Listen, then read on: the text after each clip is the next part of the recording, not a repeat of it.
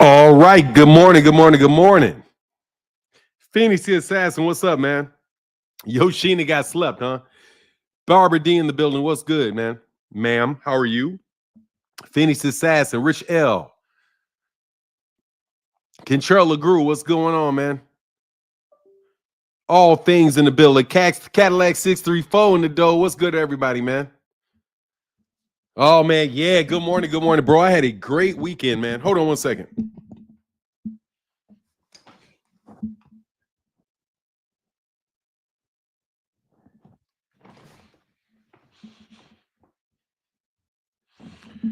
All right, man. What a good weekend, man. I had a great weekend. I hope you guys had a great weekend.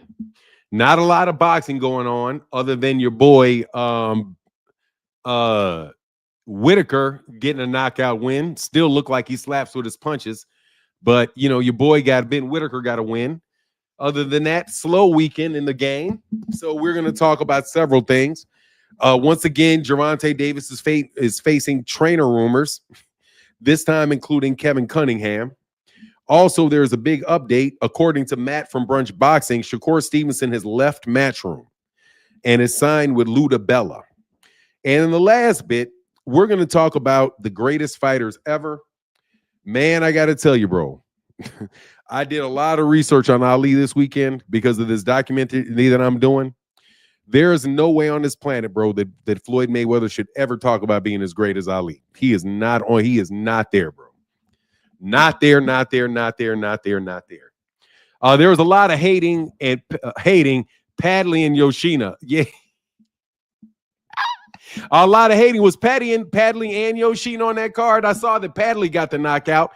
He was looking like he was a star. Shakur Stevenson retweeted his knockout performance like, yeah, he's a little better than you thought, huh?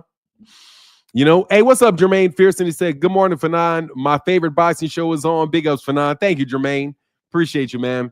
Yeah, dude, I had a wonderful weekend, man. I'm reading this book by David Resnick called The King of the World, Muhammad Ali, The King of the World. And I'm doing it for this documentary that I'm doing on MH Blackwell. Let me see. We got people. Yeah, we got 4 people over there at MH Blackwell. Shout out to, I'm going to start doing the live streams again on MH Blackwell because I am starting to put content back up there again. What's up, Savage Boy? What's going on, man? Yoshina was on a different card, but people was out there really saying Padley helped the regime age like 5. The Padley win, that Padley helped the win age like fine, the resume age like fine wine. I mean, I don't know what Padley beating somebody else is going to do for Shakur. If that guy's not a world-class fighter, we already know Shakur is a world-class fighter. Anybody that's, honest about it anyway. Hey, say we need that Blackwell knowledge, Fanon. Yeah, man. Well, let me tell you what I'm going to do, what I'm going through with this Ali autobiography, man. These writers that write about these guys, they are so condescending, man. So condescending towards black people. But I will tell you that I did get enlightened as to what the boxing press was like in the 1940s, the 1950s, and the 1960s. And dude, they are the same way they are now. Really highfalutin thinking, they're talking down to fighters.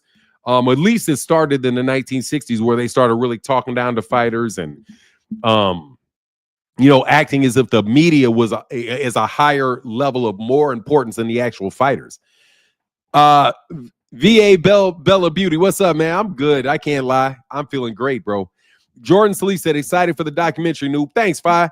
Appreciate it, man. Because for anybody that knows, dude, Ali is like a hero of mine, man. Like really, really deep down is like really is my as a child is my hero, man. Way more than a father figure. Like really, I loved Ali to death, man. So I kind of got, when I was going through this book, I got kind of reminded of my childhood and the love that I had for Ali, but to get enlightened more as to what the young man was like. So the documentary that we're going to do, or the video essay that we're going to do, is going to talk about Muhammad Ali and black nationalism.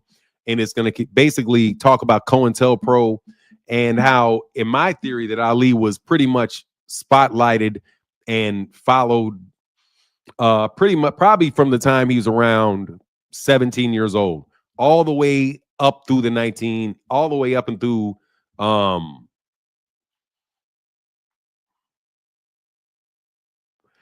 That I hate this Mustafa is Tank's new trainer nonsense. Yeah, but that was already set down. But the one now is that it's Kevin Cunningham.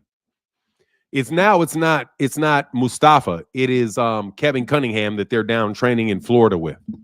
So now I suppose that Kevin Cunningham is supposed to be his new trainer. When the truth of the matter is, bro, more than likely he's just down in Florida working out, staying active, man. Fanon, how do you feel about Shakur being moved to the undercard?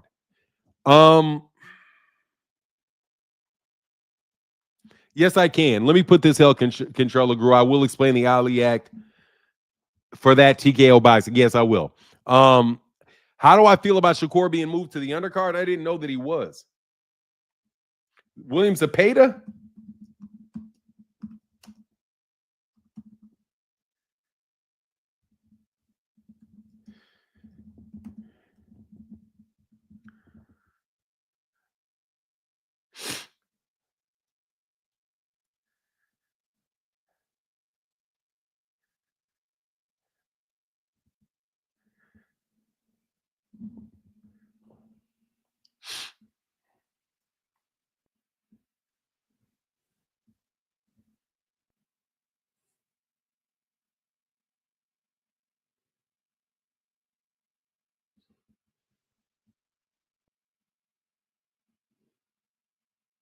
Okay, cool. So basically, he'll become a free agent. So he's got a one-fight deal. He got out of the Matchroom deal, and now he's got a second fight, a one-fight deal with Ludabella. Is that the reason he got moved to the undercard? So yeah, Shiraz and Berlanga is the main event. That's disrespectful. That's just disrespectful. To put Shiraz and Berlanga as the main event over Shakur Stevenson, exactly why Turki Al-Sheikh needs to be out of American boxing. What do I think about Shakur's move to Lou? I think it's smart. I think that Ludabella is somebody that is kind of a neutral promoter. And I think that he's going to I think him signing a one-fight deal with Ludabella for a flat fee is a smart move. My understanding is that he's getting paid that he's going to play Ludabella a flat fee. If he pays Ludabella a flat fee to promote him for this upcoming fight, then yeah, he's going to wind up making more money than he would have if he would have stayed with Eddie Hearn. Raphael said, Dan Rayfield said it's a fight by fight. That's a thing they're doing. It makes sense to me. It makes sense to me as long as Shakur wins. But Shakur has a much higher likelihood of continuing to win than, like, say, Devin Haney. At this point, his name is Shakur Undercard Stevenson. Yeah, I mean, that's what you get when you don't have people that are focused on American boxing. They're not trying to grow the sport in the United States. Clearly, they're trying to grow the sport in Saudi Arabia. So if you're not a Saudi Arabian fighter and you're fighting on Saudi Arabian cards with a Saudi Arabian promoter, yeah, they're not going to feature you because your demographic is not what they're aiming at. Where Shiraz, full well that Turki Al-Sheikh is trying to make him a world champion. And Shiraz is about to fight Berlanga, so that's a non-title fight. Yeah, I mean, I like it. I like the fact that Shakur, if it's a fight by fight deal, that I think that makes sense for Shakur. To get away from Eddie Hearn is probably a smart move for him. Because as long as he signed with Ludabella, then Ludabella can get him fights on PBC cards. He can get him fights on DAZN cards. I think that's it's probably a smart move by him. Phoenix Assassin, this happens even more when you're not marketable and promoters don't want to miss out on potential bigger opportunities for your fighters than the undercard of a fighter labeled boring by so many. Yeah, it's so unfortunate that he's labeled boring by so many people because I don't find him boring. Richard Paris, in hindsight, do you think he should have taken that alleged 3-fight, $50 million to sign with Top Rank? Only he knows, Richard Paris. Only he knows. Only he knows whether it's smarter to do that or not. It just depends. It depends on the deal that he has. So, I mean, if he had a 3-fight deal with an extended 3-fight deal with Top Rank, I don't know if he would know that he would get the third fight because Top Rank lost their contract with ESPN. Barbara D say, yes, I'm glad Shakur is taking positive control of his career. Yeah, see, that's me, Barbara D. But then again, I have to tell you, Barbara D, I like Shakur Stevenson. So I might be a little bit biased and be like a little bit more friendly about the subject than, other people would. But I like Shakur Stevenson a lot. He strikes me as a very engaging young man. He strikes me as a very intelligent young man and somebody that's really on top of his P's and Q's, man. Like, I said this and a lot of people really didn't appreciate when I said it, but I was up at like 4 o'clock in the morning, 5 o'clock in the morning, and I was on Twitter, and I noticed that Shakur Stevenson was tweeting at like 6 o'clock in the morning. So if just you're a human being, you know that if somebody is up at 6 o'clock in the morning tweeting, that man, he probably went to sleep at a reasonable time the night before, so he's able to get up. And it seems like he has his day set, and he's an organized person, and he's a guy on a mission. Martin, I wonder what his big bro is telling him. I don't think Shakur Stevenson is taking advice from Terrence Crawford. Doesn't seem like it. I've seen Shakur Stevenson argue with Terrence Crawford because Terrence Crawford said that Shakur should be on his undercard. And he's like, nah, I shouldn't be on your undercard. Barbary said, I like Shakur too. I just don't care about some of the moves he makes. I just don't care for some of the moves that he makes. Yeah, I can appreciate that, Barbara D. Is Puello's Matillo happening on the undercard for 9? I've heard, I hope so. Puello and Matias, I certainly hope so. I hope so. I haven't seen the undercard for that fight, but man, I got to do a tally of all the fights that are taking place because man, these fights are starting to add up. We've got next weekend? Not next weekend, but maybe the next weekend. Let me see. Let me look at the date. We have 30 days in April, right? So it's going to be like, what is that, the Saturday after next? We've got that big card, man. That's going to get boxing going again, man. And Akilo Netter says, Shakur's customer service skills are terrible. You don't tell fans F you after a bad performance that they should study boxing and understand your style. I mean, it is what it is, man. There's going to be criticism that's going to come to that guy no matter what he does. Because generally speaking, you Gervonta Davis fans are haters, man. You Gervonta Davis fans be hating on Shakur, man. Feeney said, you see that round table they did, which was basically a Devin roast session? Oh, yeah, dog. When Tiafimo was like, dog, you just got beat up. He said, I got my O. Man, that O, it don't matter, bro. You got to get that back, bro. You don't have no O, bro. You don't have no O. People don't remember. People ain't looking at your box rec, dog. Ain't nobody going off that technicality, man. Coqui said Matias and Puello have sparred each other since 2017 in the Dominican Republic. Puello has instincts on the side from his experience with Matias. They're good friends in real life, and they try to avoid each other, but they can't avoid each other. Puello and Matias cannot avoid each other. They can't do that. They're not going to get away with the Shakur thing. You know what I mean? With the Shakur, how many people have claimed that they're friends, bro? Oh, we got to get waiting for Kamal Oz so we can get for the Pope. We can get our moment of silence for the Pope in not too long. PBC guys always thank the fans no matter what. Yeah. Well, look, man, he's a young man. He'll figure it out. And plus, man, it is what it is. He's going to be his own person, man. You're not going to like everything he has. You're not going to like everything that he does.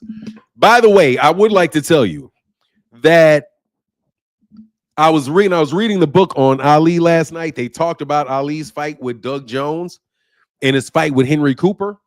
And just so you know, bro, the major boxing writer of the time was a guy named Jimmy Cannon. He was like the top boxing writer of the time. If you listen to what he said about Muhammad Ali, it sounds like he's talking about Shakur Stevenson. Like, basically, they said he didn't have any power. He doesn't sit down on his punches. He skitters around too much. His fight was boring. It was a stinker. The only thing that was good about the fight was the lead up to the fight and the fact that he was talking all that smack in the lead up to the fight. So you constantly have boxing writers and naysayers complaining about boxers and when a fight is not as exceptional as they want it to be. But again, I think what wind up happening is, dude, I'm Mrs. Kanan. I'm gonna tell you, bro, Mr. Kanan, dude, you have to beat it, bro. Okay, I'm not interested. Thank you very much, man. Thank you very much, man. Please come in here like an adult, dog. Come in here like an adult. It's a fact. If you go through and you listen, because I'm starting to go back through the boxing history again, because honestly, man, I'm sick of talking to y'all about the gossipy shit all the time. And the fact now that the fact that Turkey Al-Sheikh is kind of fading out and Eddie Hearn is going to be fading out of the U.S. boxing, man, I want to start melding in some real boxing talk, bro, and really start analyzing these people against history. Because the fact of the matter is, Muhammad Ali is one of the most exciting fighters of all time. But after every fight where he had a subpar performance, he would get lambasted by the media for being boring, picking bums. Who did he beat? Who did he fight?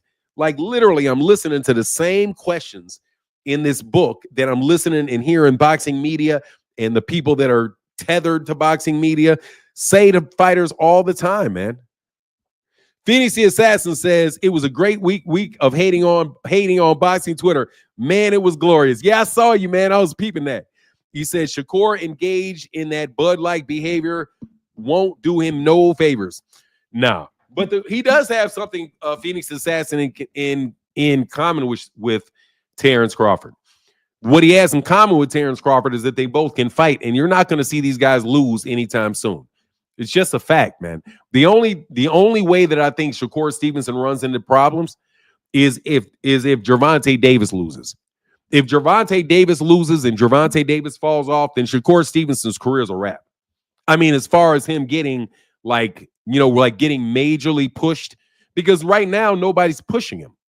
You know what I mean? If these guys, he's dealing with these guys in Matchroom and dealing with Turkey Al-Sheikh's card, and he's getting put on undercards.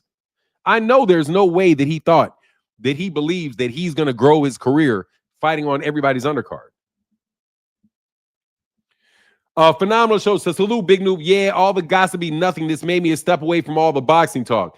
Yeah, man, I kind of it's. But you know what the thing is, Phenomenal show, is people expose Blue Blood, and people expose Claymore Rain, and they expose Bug Eyes. And they expose all of these people that are clearly working for the boxing media and clearly pushing these same narratives that have been dragging down by black fighters for a long time. The more clarity we get into it and the more they expose themselves and the more familiarity people get, I think that could possibly pass by. But the important thing is that you just got to call out that BS as you see it. You know what I mean? You got to call out the BS as you see it. And I think these guys have been so over the top with it that they're going to have to take a step back at a certain point in time. They're going to have to take a step back from all that nonsense that they're doing because there's not going to be anybody to pay them to do it. Hopefully, there won't be anybody else to pay them to do it because there's no way that they're doing that shit just of their own volition. You know what I mean? The guys want to be, they're trying to be influencers and they're trying to influence you to think the things that the promoters want them to influence you to think. But if you just think to yourself, Blue Blood is not real. He's not being honest. He's not being straightforward. He's doing what all the other shills of the media have done. They basically say what their editors want them to say. They say the things that they believe that their supporters want them to say, their financial supporters want them to say, and they play the game. Yeah, say, yeah, boxing talk wasn't always like this. They ruined it. Yeah, dude, they did a lot of damage to the boxing conversation we're having. However, I'm telling you, man, I'm taking that shit back, bro. Like, I know that you guys don't take these, at least let me put it this way.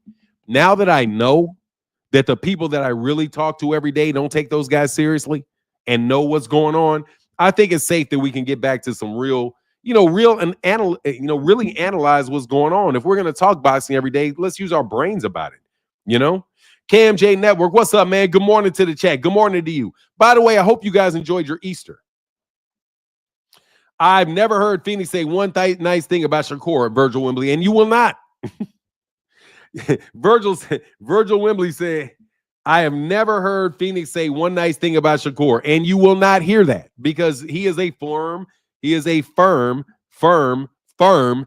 of Shakur. Barbara D said they read scripts when they fake report the news. Yeah, they have a script. Like they all started doing this at the same time. Wow. We have exciting news. Man, I was like, you need a better acting coach, buddy. You need a better acting coach. Yeah, I agree. Finney's here. Okay, I'm sorry. I'm MH Blackwell now. Phenomenal noob. We're gonna get MH Blackwell going now. I got it together. We're doing it. I've got my system together, and I got the first MH Blackwell video coming up, and it's going to be about Muhammad Ali and black nationalism. Martin, you know I keep it real. I ain't said nothing false, and you know I show receipts for my claims. You do. Yeah, my first one on MH Blackwell is going to be Muhammad Ali and black nationalism. That's going to be my first one, and I'm going to reject the idea that somehow Ali changed his mind and was not a black nationalist throughout his life. He may have left the Nation of Islam, but that doesn't mean that he's no longer a black nationalist. And just because somebody gets broke, somebody's broke and they got to earn a living, not broke because he was always a wealthy man, but just because somebody gets older, they have a bunch of kids, and then they realize they have to take care and feed all these kids, and he had to feed all these kids without a boxing income. So what's his income? His income is signing autographs. So of course, when you get older, you're going to be more conciliatory. If you're sick, especially, you're not going to be outspoken and doing all these things. I doubt very much that he ever dropped his black nationalist sentiments because he sounded like that all the way up through 1974. But now, as you get to be an older person, you realize that you have to temper the things that you say. You know, some of the things that you believe when you were young, you kind of be like, that's kind of far-fetched. You drop that, but that doesn't mean that you change who you are. So the idea that Ali somehow turned into this international figure of love and concern about everybody in the world, and he was no longer focused on his own people and the nation of black people that suffer in the United States. I think that is ridiculous that people make that assumption about that man. So I'm going to use boxing as a way to discuss black nationalism. I'm going to talk about Marcus Garvey, Elijah Muhammad, Noble Drew Ali, Stokely Carmichael, obviously Malcolm X, and Martin Luther King, who was not a black nationalist. But we're going to talk about all of that. But in that particular time frame, I don't think anybody was as big, nor was anybody as dangerous to the system individually as Cassius Clay was. And I'm certain that his life and his career was affected by COINTELPRO and the federal government for the remainder of his life, or at least up until he was no longer a threat to anybody, which meant once he was no longer able to talk. Once he was no longer able to talk, and he was no longer to be the vibrant kind of, exciting person that he was, then all of a sudden everybody want to act like they love him. And then what do? What do you call it when you take something from somebody's, you appropriate it. So there was the appropriation of Muhammad Ali that occurred in the 80s and 90s. Wow, I never heard anybody mention Noble Drew Ali. Yeah, Noble Drew Ali came before. I think Noble Drew Ali came before W.D. Farad, who was the original founder of the Nation of Islam. Yeah, while I do believe Noble Drew Ali was before that.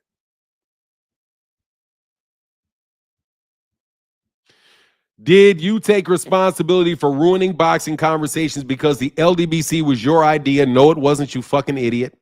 You essentially created it. No, I didn't, you fucking idiot. But these guys corrupted it. No, I didn't, you dummy. I did not found the LDBC. No, I didn't. And no, I do not blame myself for other people lying. Why would I blame myself for lies that other people told? I wasn't the one running around lying. I was not, dog. You guys want to make me the founder of the LDBC, bro. I was not the founder of the LDBC. No, I was not. And nor are they responsible for what I'm talking about. Because Blue Blood has never been a member of the LDBC. Blue Blood has never been the member of the LDBC. So if you talk about Blue Blood's not in the LDBC. Thank you very much. But no, I did not make up the LDBC, and I'm never responsible for somebody lying. If my brother sits up and tells you a bunch of lies, I'm not responsible for the lies my brother tell just because he's my brother. So why would I be responsible for the lies somebody else tells if I happen to sit on a boxing panel with them? So no, the people that are ruining boxing is the media. And people want to be part of the media. No, he doesn't. He never says he's part of the LDBC. You have to listen to that lying sack of shit, bro. He says shot out to the LDBC. He does not say he's the LDBC unless he's lying, unless he decides to lie 1 minute and tell another story the other time. Trust me, I was in the LDBC. Blue Blood never said during the time that I associated myself with the LDBC, Blue Blood never said he was LDBC. He said he was new media. However, however, you say shot out to the LDBC. That doesn't mean you're in it. Go ask people in the know. Blue Blood was never in the LD. He was never in the LDBC when I was in there. And he stopped using the hashtag. He stopped using the hashtag LDBC way before I stopped using the LDBC hashtag.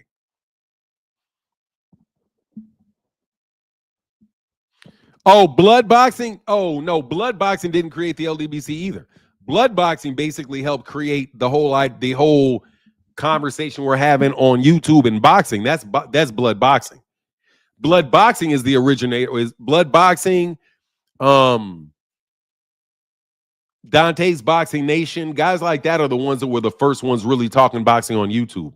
You know, I haven't read any super chats. My bad. Let me get to them.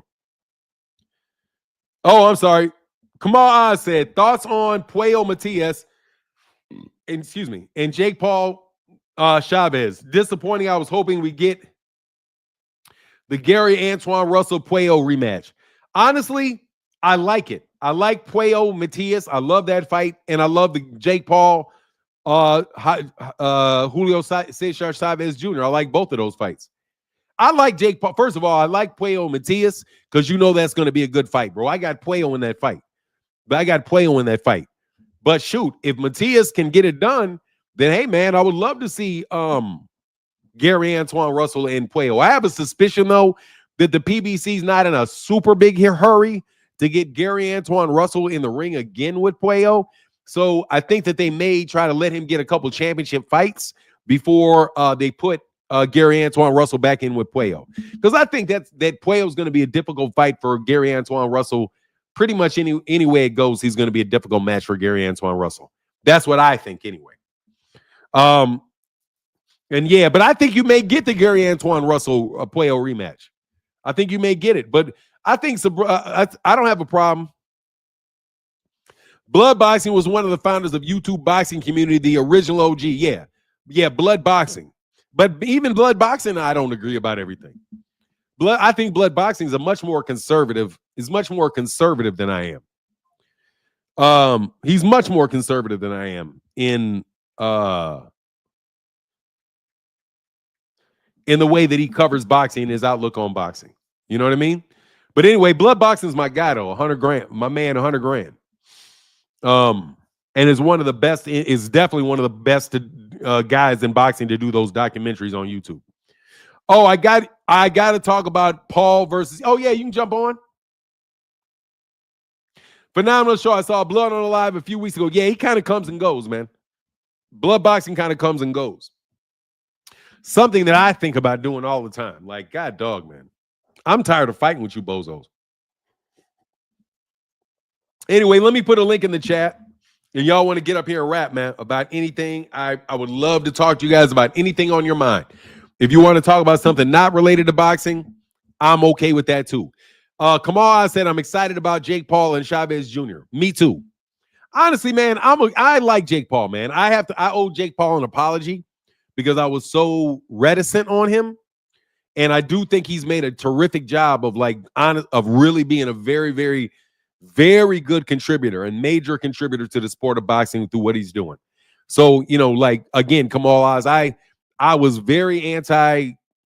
First of all, I'm biased against the MMA. So all of the talk about the MMA fighters coming to boxing and how MMA is taking over boxing, bro, MMA did not take over boxing. And I don't even know if MMA is growing and UFC is growing like that anymore. I don't get the sense that the UFC is as big as it was as several years ago. I don't get that sense. Now, people that follow the UFC could say that it is, and they could prove me wrong, and they may have facts that I don't have. What I'm telling you is that I don't see the energy for the UFC being what the energy for the UFC was several years ago. Oh, my bad. Here.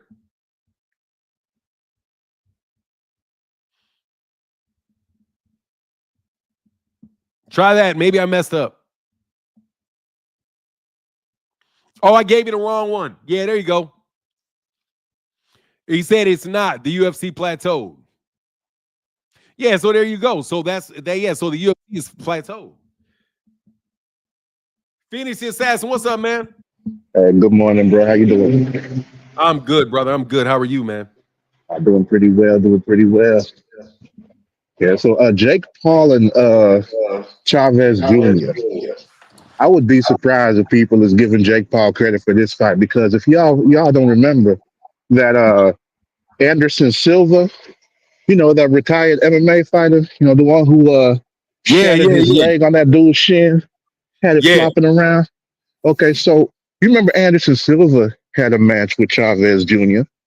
It was so bad that Chavez Sr. was in the crowd face palming, like, yo, what are you doing, son? Like, if you would have seen when the camera cut to Chavez Sr. during that fight, man, he had his face all up in his palm, shaking his head and everything. Like, damn. Like, Jake Paul already fought and beat Anderson Silva. I remember people were saying, like, oh, he fighting guys that ain't real boxers, not real competition. Anderson Silva was a boxer before he went to MMA, like before he really blew up in UFC. Like he had like what 2, 3 boxing matches before then. People didn't know.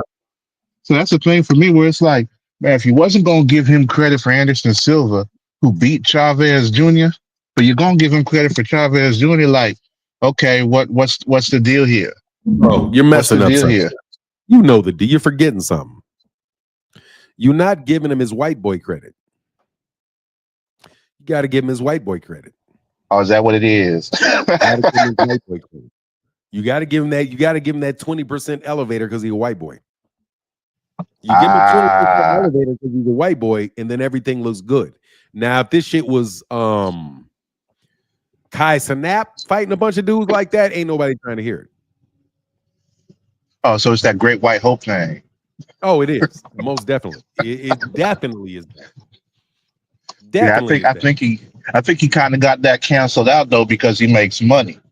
Cause if he wasn't making money, then people would be hype on it, saying like, "Yo, this dude is a phenom. We ain't never seen nothing like this before." Man, look at the way this guy with no amateur experience at all is coming in and he's fighting all these guys who've been training in combat sports for years, decades, since he was a child on like coming up out the streets. He looked up to them and now he's fighting. Like, man, that's the only thing. I swear. If he wasn't making money and headlining events and shit, he would be getting a whole bunch of fucking hype. That's the only reason people don't like it.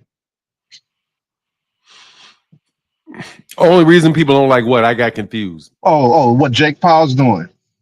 That's the only reason that people be complaining about his fights and stuff. Because they still haven't wrapped their minds around the fact that, money comes from fans. Like somehow people think like unfair to boxers. Like that's what you normally hear them say, like, this is a sham. It's turning boxing into a joke. It's unfair to people who've been putting out work, how he's making all this money and all this and that. Like, yo, like people just haven't accepted like he got fans that already made him rich. So whenever their favorite fighter ain't getting that same type of payday, they feel some type of way about it. But me, I think Clarissa got a case of that for sure. With Amanda Serrano, I think Clarissa got a case of that. She making more money than me attitude. I think she got a little bit of that for sure. That could be it. Oh, that would frustrate you, man, because it frustrates you. That's frustrating, bro, to have somebody that's fake making more money than you or somebody not as good as you that gets more acclaim and all of that. That's frustrating, man. That'll frustrate anybody, especially if they really think that they're a better fighter and they've done it the way that they've been told to do it. But somebody kind of comes up with a gimmick and gets over on a gimmick. Yeah, that'll piss people off, man. Yeah, I can feel you. I can feel you on that. Like the thing is, I don't really look at Amanda Serrano's situation as a gimmick though, because she's basically the female Manny Pacquiao. You know what I mean? Getting world titles in 7 weight classes. Similar to what like Pacquiao was doing. He had his in what 8, 9. There's some speculation about that because some of them was like those random belts, not the four major ones, but still, like the way that she's doing it, it's a thing where that's not something everybody's gonna do. Like people be talking about it, like, yeah, Manny Pacquiao being a world champion in as many divisions as he was.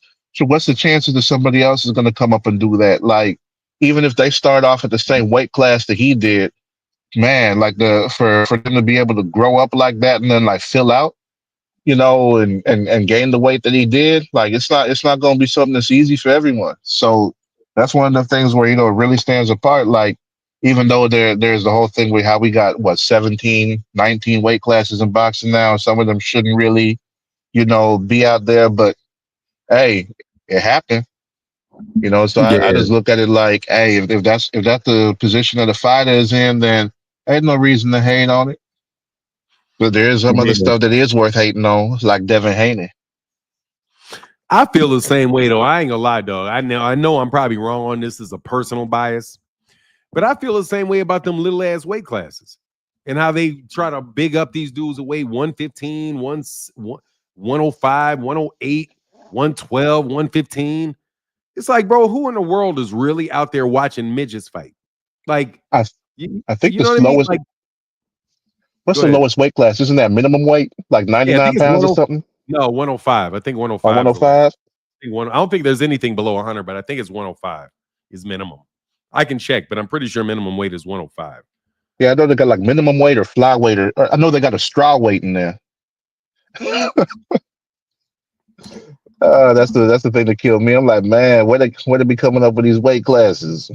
Yeah, 105. Minimum is 105. So just so we know what the weight classes are. Junior flyweight or straw weight, which is minimum weight, really, is 105 to 10. Oh, sorry. Straw weight and minimum weight is 105. Junior flyweight 108, flyweight 112, super flyweight 115, bantamweight 118. I'm cool with anything 118 and above, but 105, 108, and 112, I'm not trying to hear that shit because there's just not enough human beings in the world that big, that little to be fighting. So it's clearly a domestic level Japanese weight class where you may get your arcade, where you get Mexicans traveling, small Mexicans traveling Japan. You got Thai fighters going to Japan, but you don't have a world population of fighters that can possibly weigh in at 105, 108, and 112 pounds. And they use those weight classes and treat them as if it's the same thing as being at 135, 140, and 147. It's not the same thing because when the time you get to fighters weighing 135, you're talking about guys that are walking around at about 145 pounds. You can see human beings walking around at about 145 pounds. They're little ass dudes, but at least they're there and you can find them in your local high schools. You know, 2 or 3 dudes who are grown men that can walk around at 135, 140 pounds. But you don't know any grown men that are walking around at 120 pounds. So the idea that the talent pool is that there's any real talent pool in boxing below 118 pounds is ridiculous.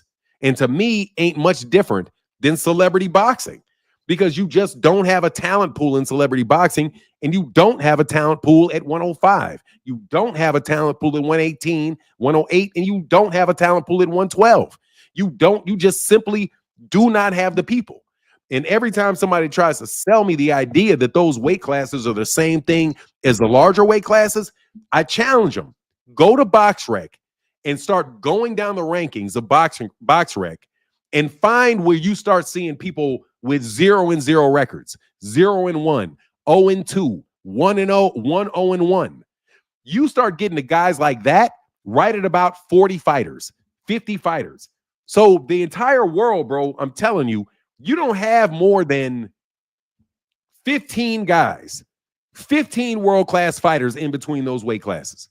I mean, and I'm talking about 15. They don't have 15 world-class fighters in between the weight class of 105 and the weight class of 115. Not, and I'm talking about the whole weight class. But they talk about Manny Pacquiao grabbing this belt, that belt, that belt, and treated it as if it's the same thing as him winning a belt at 126, 130, 135, and 140. It's just not the same thing because you don't have the talent pool. It's like being the best rapper in Salt Lake City, Utah. Like, man, I got the best flow in Salt Lake City, Utah. That's not the same thing as having the best flow in New York City. You know what I mean? You just don't have a talent pool, man. That's Yeah, my for sure.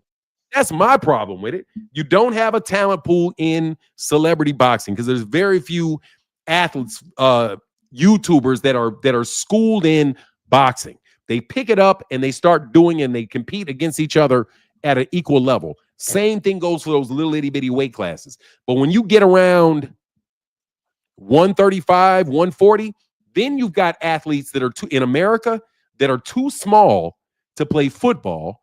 They're too small to play baseball, too small to play basketball. We don't have horse jockeys. I mean, for real, these are the horse jockey weight classes. These dudes wouldn't even be boxing in the United States. They'd be going to Kentucky Derby and jumping on the back of a thoroughbred. They're that fucking little. So it's like the whole idea that these do, like the globalization of boxing and trying to bring in Monster Inoue and these guys are some real big stars, bro. If these little itty bitty dudes walk by you, bro, there's no way you're going to be impressed by them. Do you remember Rocky? You remember Rocky Juarez, right? The I think the so. the Yeah, he was a 130-pound fighter named Rocky Juarez out of Texas. He fought around the same time as Baby Bull, Juan Baby Bull. You remember Baby Bull? Juan Oh yeah, Diaz? Baby Bull. Yep, yep. Yeah, Baby Bull Juan Diaz. I met him at the fight at the I met Rocky Juarez because I think Rocky Juarez is out of San Antonio, if I'm correct.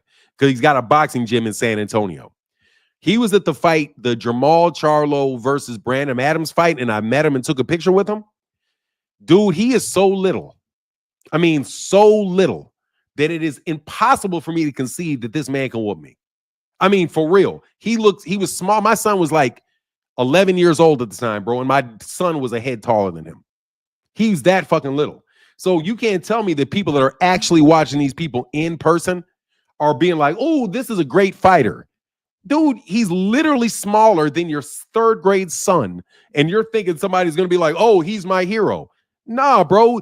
You're not, unless you have a normal sized human being where somebody can look at that fighter and say, oh, he intimidates me. You're not going to create some great move to people to support him.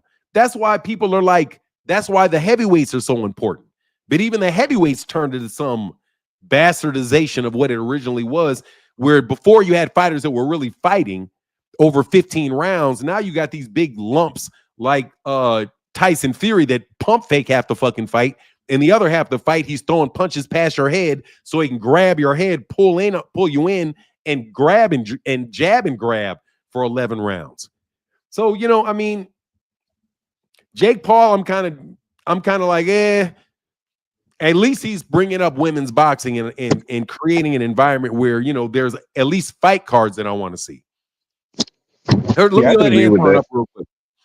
Anton, what up, man? Hey, what's up, Fanon? How you doing, man? Chilling, brother. What's up with you? I'm good. How was your holiday? Oh, it's good. I lived. So that was good. Yeah. Yeah, so I just wanted to maybe touch on two things real quick. I feel like with the Shakur Stevenson, like the card and everything that they said for July 12th, hopefully I'm gonna try to go. I'm gonna see if I can go. Um, but I feel like his time being signed with Eddie Hearn was just like a waste.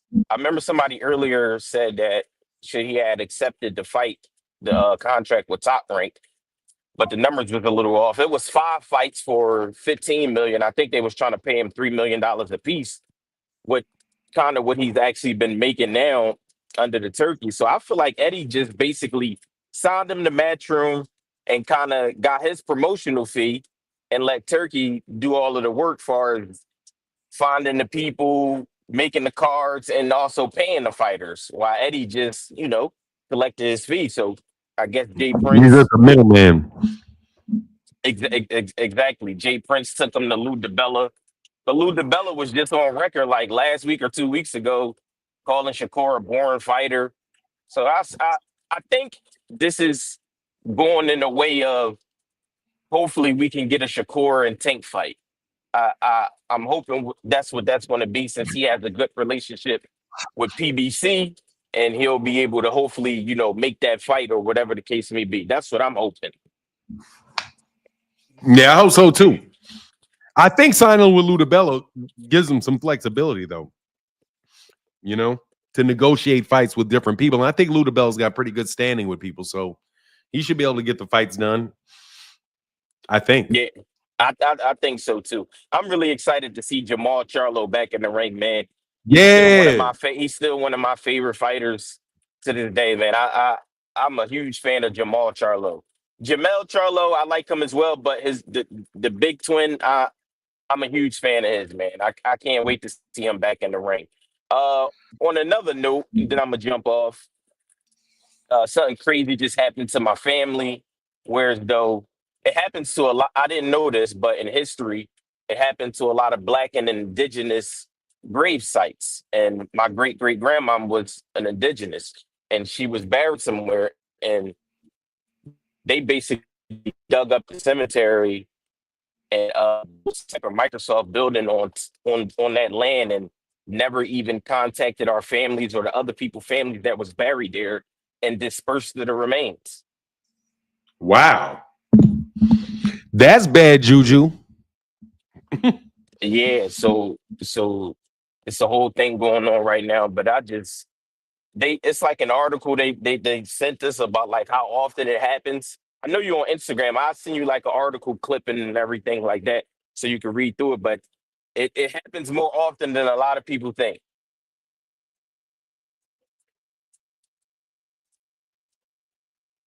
So yeah, it's crazy right now, Yeah, man. I'm But sorry. Yeah, once those, yeah, man, they're gonna dig up grave sites all over the place because they want the land. So, like, hey, man, got to take the land. You got to move them bodies. Your time of remembrance is over. But yeah, absolutely, they'll do that stuff, man. That's a shame, but that's bad luck on them, though. Playing around with people's grave sites, man. That's yeah, but that's and in order for us to get certain information from the law firm, they trying to make us sign NDAs and stuff like that. Whoever this person is, they want to keep their name out of the public. So they trying to get us to sign the NDA. And if there's like a settlement or something, you really can't go behind and sue the person and all of that type of legal stuff that I don't really know about. But yeah, it's a lot of little things. yeah, non-disclosure and non-disparagement. So they'll say, yeah, we'll make you whole, but in exchange for that, you can't make us look bad in public. So that's called a non-disparagement. It's a non-disclosure and a non-disparagement.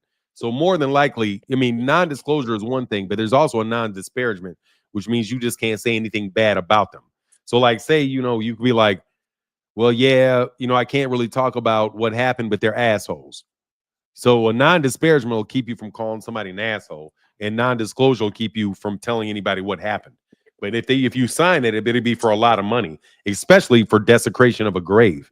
But that's really up to the people, where they say, "Hey, man, I gotta pick. Do I want the problem solved and everybody understand this going on, or do I want my money?"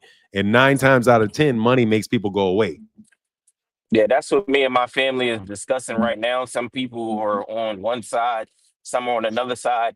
And I wanted to ask you, with you having a legal background, do you think that a law firm picking the case up, like how you see these things on TV where law firms pick You're up talking about a cases, class maybe action?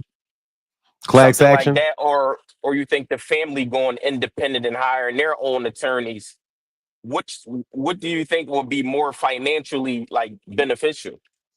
I think it's probably more financially beneficial if you do it solo. But then you won't necessarily, because a class action suit is when there's a group of people, so they try to all combine them. I would ask T Orlando because I'm not a litigator, but I do know that if you sign up as a group, then you'll probably save on your legal fees up front, because it's a class action suit, so you're just signing on to it. But if you have your own named suit and you request your own damages, then they would have to address that. They would have to address that individually. But I would say that you should talk to a litigator and have a litigator explain to you the benefit of joining the class action suit versus you just going it alone. But if you go it alone, that means that it's going to cost you a lot more money. and you're going to be going up against someone with a lot. What's the name of the company? The company Mike. that They built over the gravesite. well, I can say the company name who Microsoft. I just can't say Okay, like the so funeral people yet. yeah, so just say it's Mike, but no, I mean it's Microsoft. You'd have to join Microsoft, otherwise the funeral home ain't got no money. So you have to join both. You have to make the law. You have to make that, and you have to join and join Microsoft. Otherwise, it's not worth suing because how much money does a funeral home really have? You can sue them and stop them or whatever for like injunction. You can put an injunction on them, but that shit can be expensive, man. So I think it's just the cost added aspect of it. Okay, yeah. So I'll do some research. One last thing, and I'm going. Did you look into the Carmelo Anthony and the Metcalf case yet? No, I didn't. Okay, yeah. Come on, I what just is it? wanted to. The I forgot what state it was in, but the high school football player and Yeah, they it's they were Carmelo with a playing each K. other.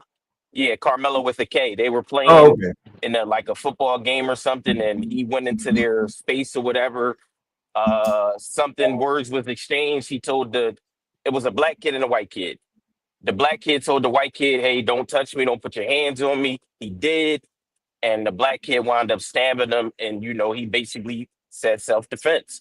But he didn't come out weeks later, days later, and claim self-defense. He claimed it at the scene. Hey, he put his hands on me. I defended myself.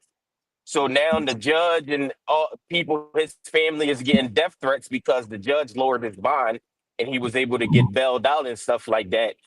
It's a big debacle going on right now, but the white community is upset and they on some bullshit right now. I'll look into it. Hey, can y'all cook for a couple seconds together? Yeah, Give me a yeah. 5 minute break. Do you Yeah, mind? Oh yeah, for yeah, sure. for All sure. right, I'll be right I back. like listening to Phoenix. Yeah, that Carmelo Anthony and Metcalf case, like it's kind of crazy because like I saw the initial reports that came out. The Metcalf brother that his twin that survived, he was saying that he's seen his brother like shoving dude and trying to grab his backpack and stuff. So it's like Maggie, that's one of them things for me where I look at it like, that white entitlement thing that they got going on, where they feel like they see a Yeah, black white privilege. person in Yep. a place. Yeah, they see a black person in a place and feel like, oh, you black, you're not supposed to be here, or I don't recognize you. So like how they got them Karens who be trying to say, oh, you don't live here. Why you putting your trash in our garbage cans? You don't live here. Or you gotta show me your address and everything like that. It sounded like it was one of them situations that broke out because I guess at the track meet it had started raining, which is why they had the tents up. And then like he went to go sit under one of them tents, and then one of them Metcalf kids came up to him and started trying to like basically bully him, saying, "You don't belong. You got to leave. You got to leave." And dude was like, "Nah, like why do I got to leave and all this and that?" And then trying to feel like okay. It's my duty to go ahead and make sure I get this black kid up out of here. And then, that's how it escalated. And for me, I just look at it like, now, was that the right response? Who knows? But for me, the way I look at things like that is, if you're gonna bother somebody, you're gonna press up on them, like you're gonna attack them, put your hands on them, even if they tell you not to. Like, however they choose to handle it, that's on you. Like, just leave people alone. You know what I mean? Like, Yeah, somebody ain't yeah, doing nothing to because you, leave them alone. he might have felt like his life was in danger because if he's in an area where he feel as though that he's by himself, none of his um people are over there, and he might have felt like he might have been jumped or outnumbered or anything. So that might have been his first thought that came to his mind is to defend himself with the knife. If he felt like he Yep. was outnumbered, the kid that got killed, and I feel bad for him. A kid shouldn't be killed at that age, but his twin brother was there. So you don't know if a fight breaks out, his twin brother jumps in, but his twin brother is on record saying that his brother initiated the scuffle or whatever happened. Yep, yep. Touching that man, trying to take his belongings. I think one report even said like he had grabbed Carmelo Anthony's phone too, but his brother had said at the very least that dude had put his hands on Carmelo and tried to take his backpack. So for me, I look at it in a situation like that is like this common sense. the way the things are these days, man, people ain't Yeah, got no for honor. sure. And They and ain't and, got and no now honor. the father is upset that the twin brother even talked to the police and even put that statement out and putting the blame on his brother. So the father ain't too happy about that. Yeah, yeah. Well, one thing I'll give their father props for is calling out that like white supremacy group that was trying to like politicize the death and everything. You know, like Yeah. the fact that he called them out and told them like, hey, don't be using my son's picture and everything like try to promote like a super duper racist agenda and none of that. So like I give their dad props to that. My whole thing in the situation is like for me, like if somebody is crazy enough to put their hands on you after you told them not to, like you don't know what the hell they're gonna do. And you see it like more and more like the way the kids younger and younger is doing some crazy shit. You know what I mean? Like and it's crazy how young some of these Yeah. kids are, 15, 16, 17, and catching cases and everything. And it's like you never know how somebody gonna react when they decide they're gonna put their hands on you in the first place. That's the first indication that something ain't right. And then depending on where you at, you don't know if they got somebody with them and you gonna get jumped. So I mean, like common sense is, hey, whatever you can do to put them down and get away, hey, you got to do it. You know what I mean? Okay, hey, let me read this just so we know that the story is right because people are saying we kind of messed up the story. Carmelo Anthony, a 17-year-old charged with first-degree murder in the fatal stabbing of a teen at a Frisco track meet earlier this month, was released from jail on Monday. The bond was 1 million, was lowered from 1 million to 250,000. So let's read the facts on it. Yeah, he killed a nice looking white boy. Yeah, they're gonna be hot about that. Let me see. Where's the case? I'm looking for the facts. Give me 1 second. I want to make sure that we get it. Fuck. I think it was Fresco. Ain't it? It was Fresco High School. It was at. Yeah, it was in Texas, I believe. Let me see if they got conditions of release. I'm trying to look for the facts. 70-year-old.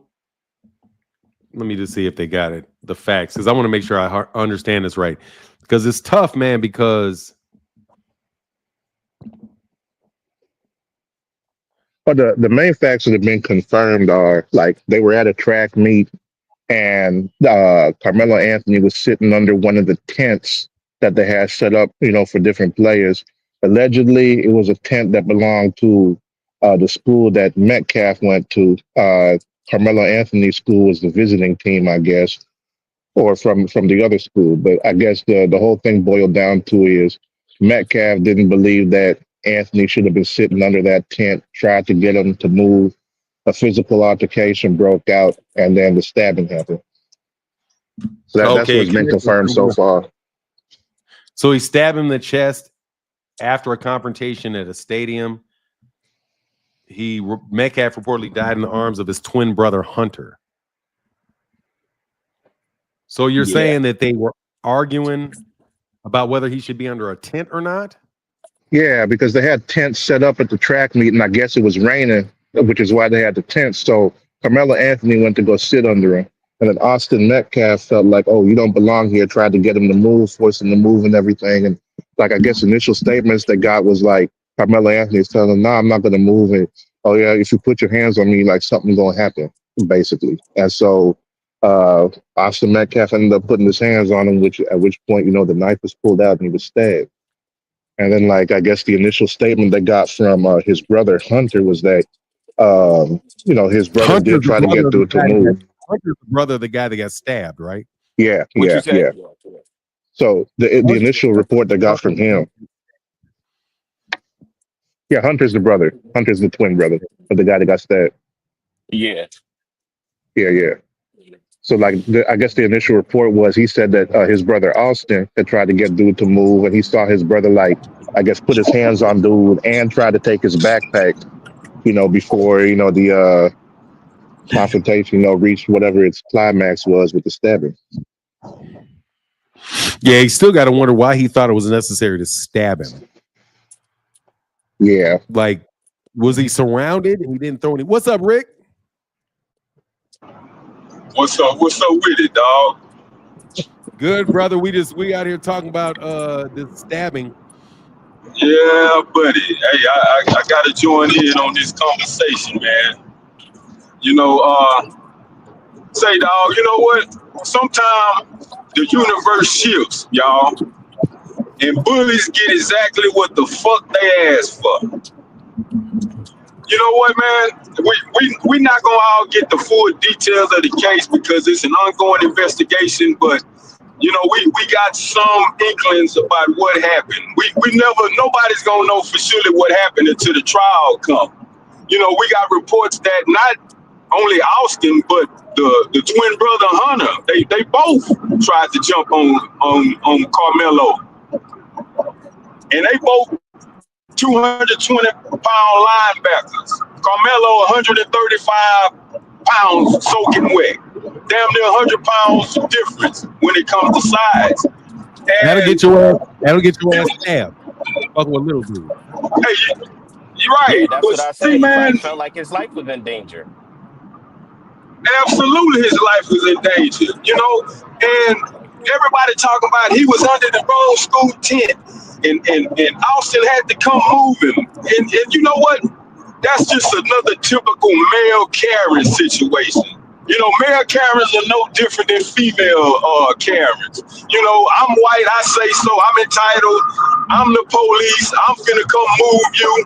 When Carmelo was only under the tent to get out of the pouring rain. See, they leaving out that context. The track meet was postponed at this time. It was a huge thunderstorm, and it was raining hard, heavily.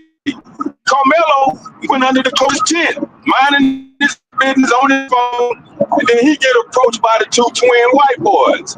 And it went downhill from there. And you know what? Everybody say he had a knife on a school event. True.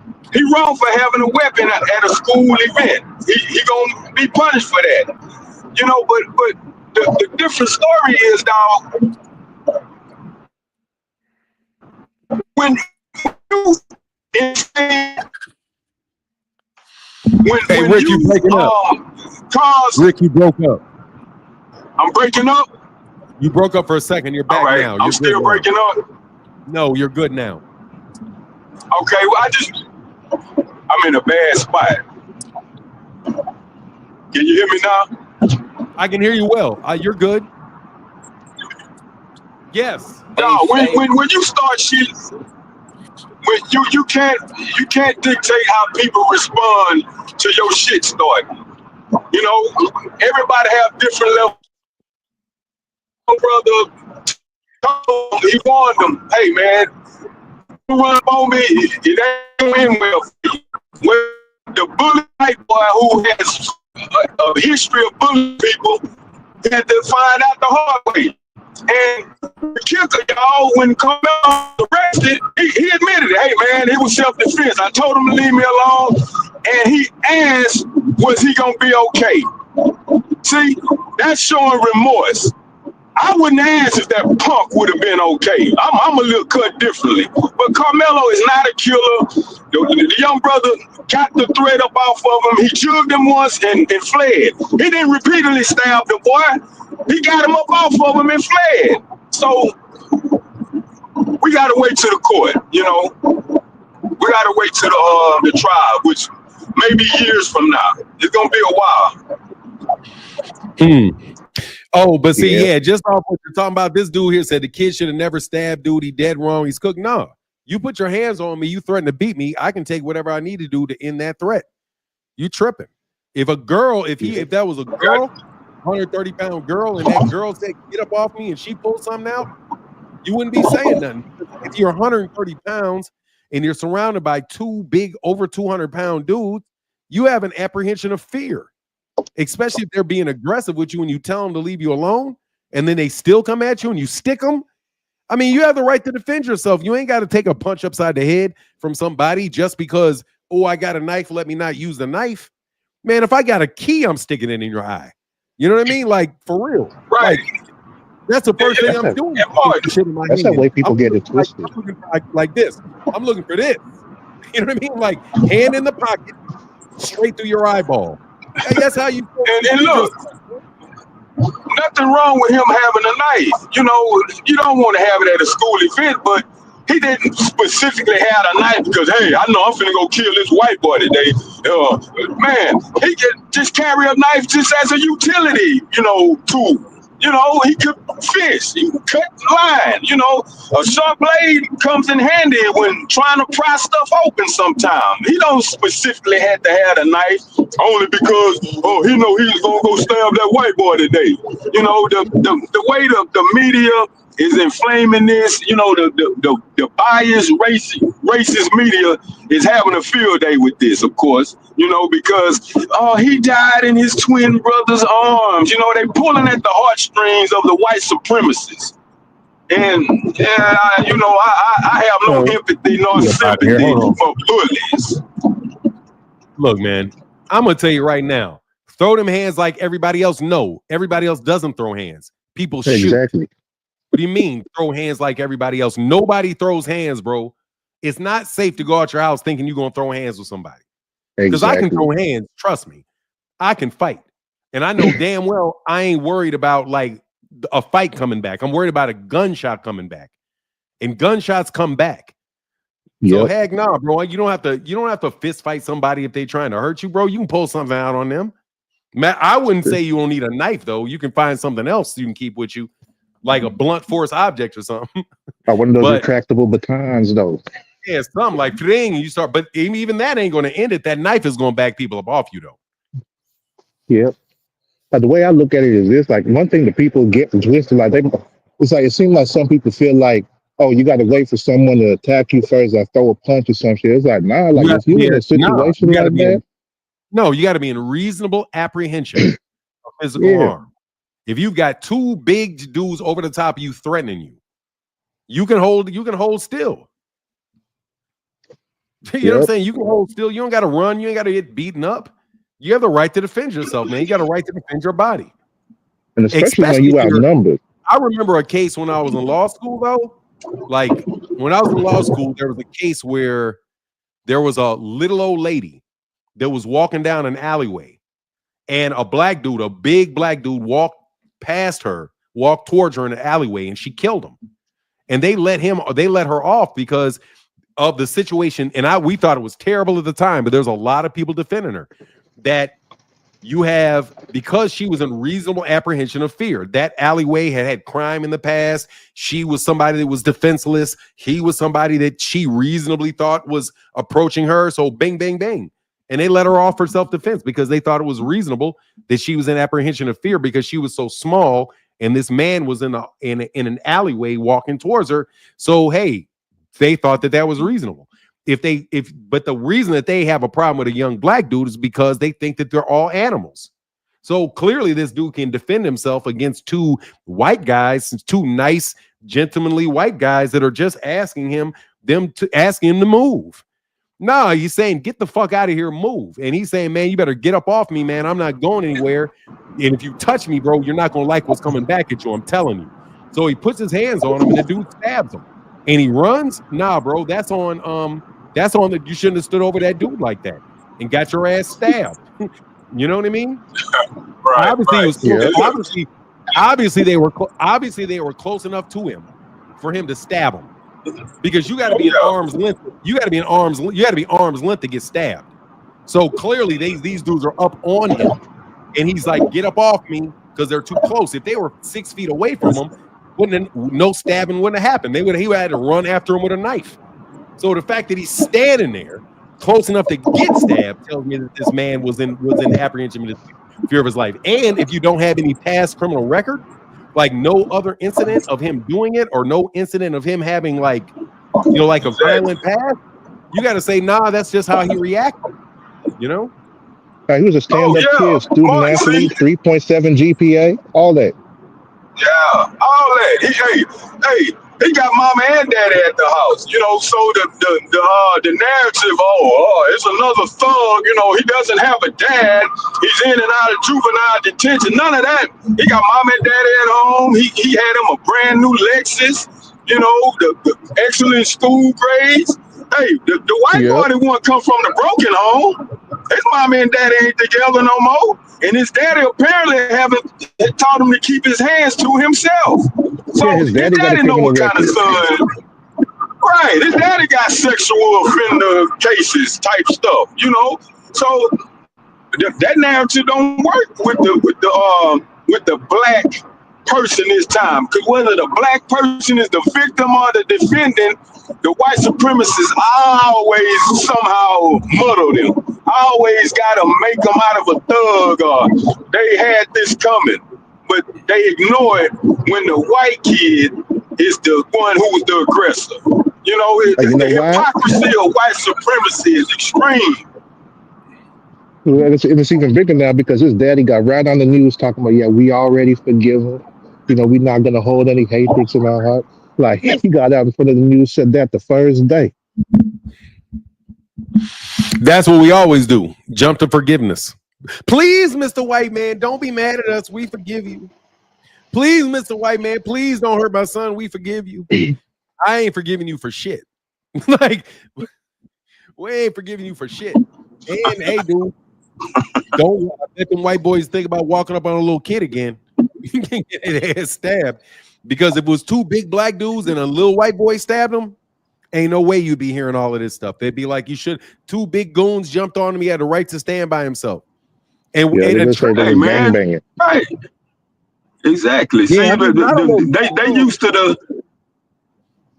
they used to the black kid getting hammered, you know, getting taken out. They used to Trayvon Martin. They used to Ahmaud Arbery. You know, they used to Michael Brown. They used to the brothers biting the bullet, you know, but now this young brother flipped the script on their ass, and they can't handle it.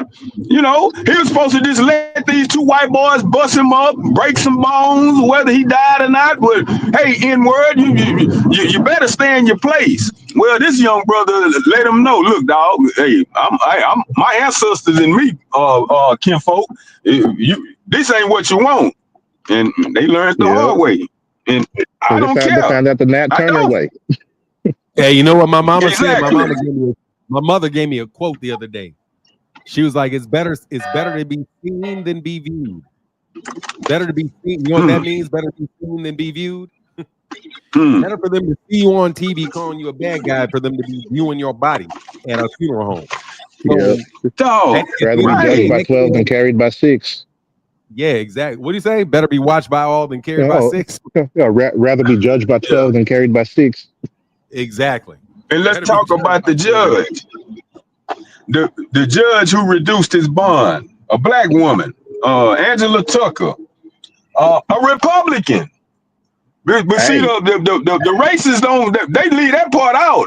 You know, all they worried about is she black. But this a Republican judge who lowered this bond for this young brother. So they now she getting death threats. She didn't have to make her social media accounts private. I mean, they are in an uproar, but they completely ignore the aggressor. Well, now they're gonna call Uncle Orange to go ahead and say that she ain't following the script, and they got to get rid of her. Wow, Shannon Sharpe is accused of rape in a $50 million lawsuit. Damn. Wow. Was it about the Instagram video? After rocky consensual relationship. Wow. You get big, they come after you. Was that the chick he was on Instagram with? Manipulated and controlled and replete and threatened to brutally choke and violently slap her. Dang. The complaint comes as Sharpe recorded the two involved in sexual acts together without her knowledge and then shared those videos without her permission. The plaintiff is not a woman that Sharpe accidentally shared audio, is not the woman that Sharpe accidentally shared audio on an Instagram Live while having sex. The woman can say yes to a consensual relationship with a man 99 times, but when she says no, even once, that means no. Oh, okay. Yeah, so, yeah, she snuck him. Man. She's sneaking them, though. She's sneaking them, man. It's tough, man. Yep. That's why I think it was North Carolina. They had that one dude that wanted to introduce a law. I'm pretty sure it was North Carolina. It might have been a different state. But he wanted to introduce this law where it said once you give consent, you can't withdraw it. So you got to be like 3,000% sure that if you're gonna start, you're gonna finish. Otherwise, don't be doing all that so people don't be coming back years later. Yeah, I changed my mind, so I don't like it and I want to sue. Like that's what they was trying to prevent. I don't know how that would have played out. It sounded a little extreme, but man, these cases of people, all this stuff, hey, now they doing too much. Now, people should understand no means no. But at the same time, like, shoot, man, if you don't want to do something, then don't start it. You know what I Man, mean? let me tell you something. With them women, bro, you got to ask, you got to make sure now, because they can retract their consent. That's the Yep. argument that they later down the road can retract their consent. Hey, but thanks, Phoenix. I got one dude right behind you. I think it's gonna be drama. So All right, yo, for I sure, think for sure. all right, bro. Get back, man. Yep. Hey, no, Kamal said Jake is one of the most hated men in boxing. Remember when everybody celebrated Tommy Fury beat him? He doesn't get credit for helping women's boxing. I agree 100%, man. I think Jake Paul is great for boxing. And Jeep Red Boy with the $10 holler, brother. Thank you so much. No cap. I was gonna let you on, man. No cap. I got Phoenix off because you were there. Here's the link again, man. If you still want to get up, even though I have a suspicion you was gonna be on some drama, but I could be wrong. Hopefully, I'm wrong. No cap. How can I help you? Yeah, I just want to comment on that Shannon Sharp. That's that lawyer Tony Bowlesby or something. He'd have said what it had the case on Jay-Z, but Jay-Z he kind of took him out the game where he can't even practice law in New York because that's his hustle. He get these charges ramped up on these black celebrities. He only go after the black celebrities, ramp these charges up and try to get the money out of them. You know what I'm saying? Yeah, kind of like a Gloria Allred. Gloria Allred does just that. like that. Just like that. Yeah. Well, that makes sense. Thanks, bro. I appreciate you. No cap. Yeah. All right, now. Yeah, that whole thing is unfortunate, man. You know what I mean? Oh, I'll check Cash App for sure. Thank you, man.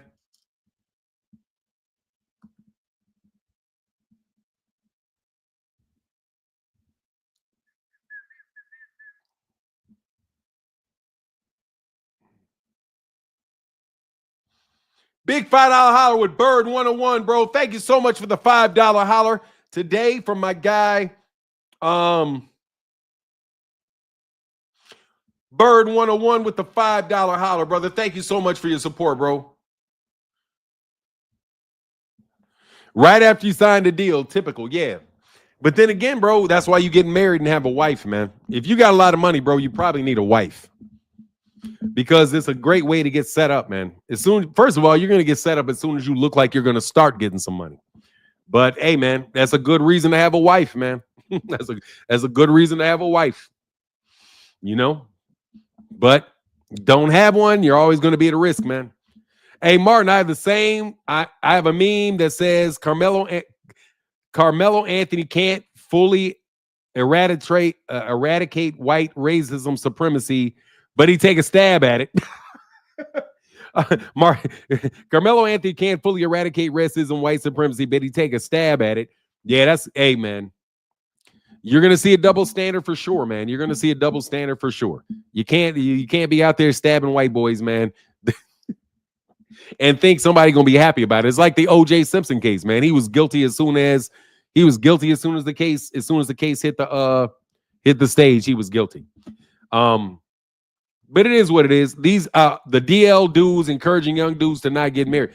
Man, the download dudes encouraging young dudes not to get married. That's for sure. I was talking to my mother about that 2 cent. Absolutely, man. Guys, what is it? Men go their own way. Big download move. That big download movement. You need a woman, man. If you have a wife, you can be protected from that because you have somebody you can have sex with on a regular basis. You know what I mean? And if she won't have sex with you, you need to talk to her about it and find out how you can work that problem out. Because these girls are setting you up, man. You know what I mean? Setting you up. I see why Jaden Daniels' mom did what she. What's Jaden Daniels' mom? You see BBL Dev follow his father's capping footsteps on Cigar Talk with Najee? Nah, bro. I don't really. Phoenix Assassin. I don't listen to Bill. I don't listen to Devin. I don't listen to Devin because honestly, man, Devin is a lost child. Devin is kind of lost. So until Devin really finds himself, I don't really want to talk too much about. I don't really listen to Devin until I know that Devin has really found himself as a man. Right now, he's still a boy living with his daddy. You know, at a certain point in time, you got to kind of step away, bro. And I think he may have because his attitude is way too demure. I'm dealing with my son, working with my son, man. That ain't easy, bro. You know, it's not easy. 2 Cent in the building. What up, 2 Cent? What's going on, Fanon? Man, What I'm up, Kat? trying to make it happy Easter. I hope you enjoyed your Easter. Yeah, it was good. It was good. Got to spend some time with family. But I want to come up real quick and comment on the Devin Haney interview with Najee. I did a video about it. And I kind of had a thought when I was watching the interview. I think that if Devin did more interviews, he would be able to separate himself from Bill, and then people could acknowledge, like, oh, it's Bill. I don't like, he be tripping. Because when I see Devin in the interview, I don't feel like, man, I don't like this. I don't feel like that. I feel like he does pretty decent interviews. He seems authentic. He did seem a little bit uncomfortable when Najee started asking him about his future. He started getting fidgety and picking up the water bottle and drinking out of it and stuff like that. So he seems to be uncertain there. But I was just thinking, like, maybe if we seen more of Devin, we wouldn't. Because right now, if you see Bill, you think Devin, and everything Bill say, you feel like Devin said it, because that's all his representation. That's all you see. But I think if you were able to see both of them more, you would be able to separate the two. Bill could continue capping how he capping, and Devin could say whatever he want to say, and it won't be so much backlash and hate towards Devin based off his father. What's your 2 cents about that?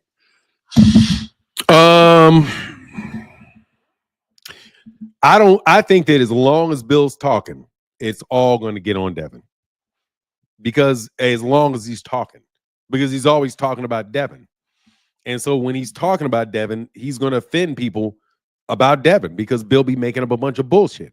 So, I mean, I just don't think until he shuts Bill up that he's going to really separate himself from Bill. He needs to take full leadership of himself. If it's Devin Haney Promotions, then Devin Haney should be the promoter. And Devin Haney should be the one talking about Devin Haney Promotions.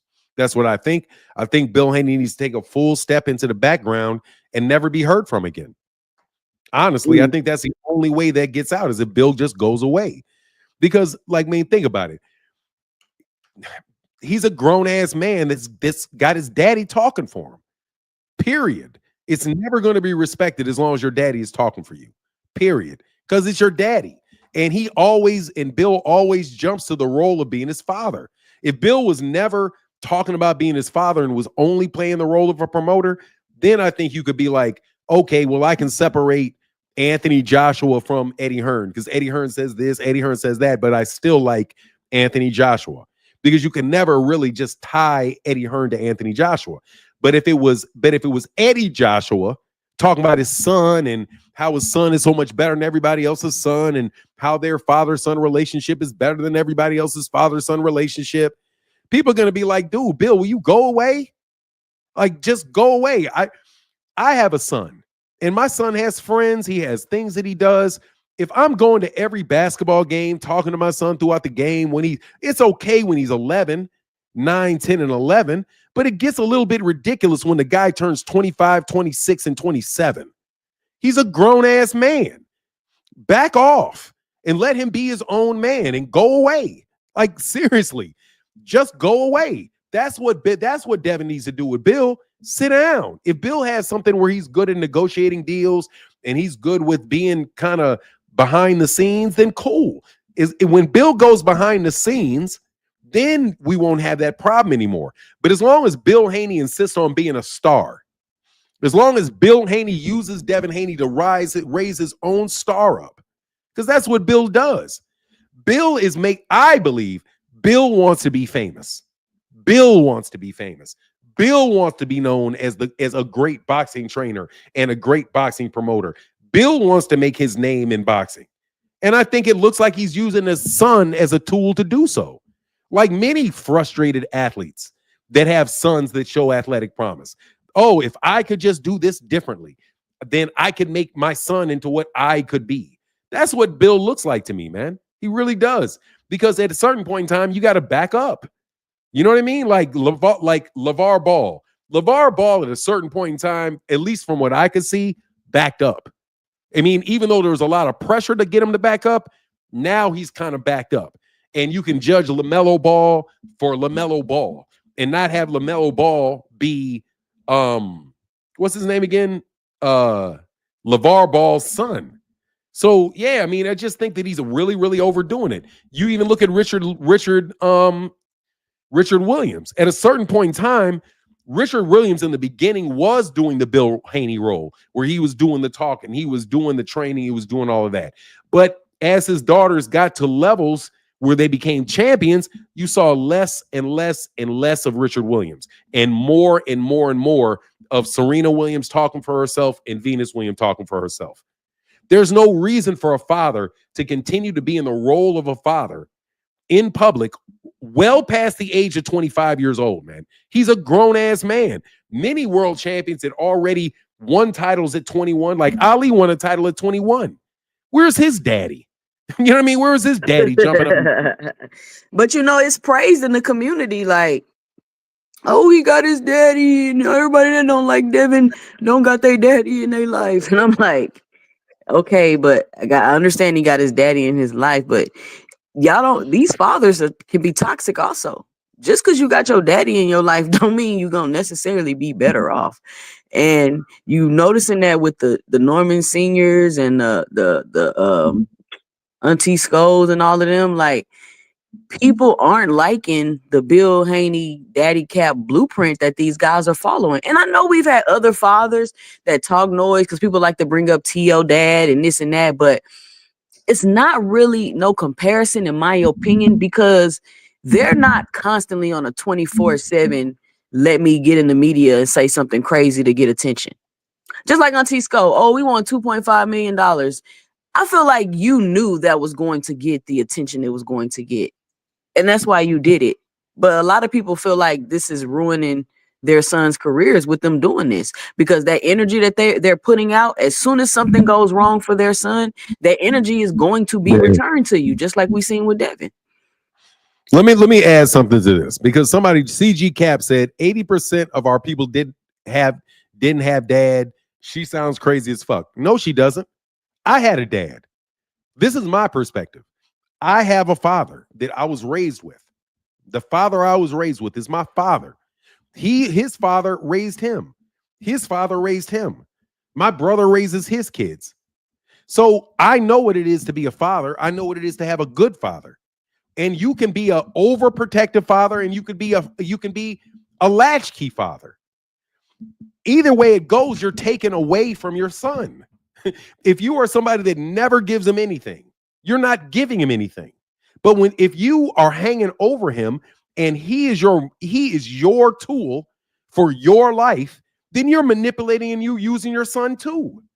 There is such thing is overdoing it. Like look at Michael Jackson and his relationship with his father. Yes, it got it, but at a certain point in time, Michael Jackson had to break away from his father.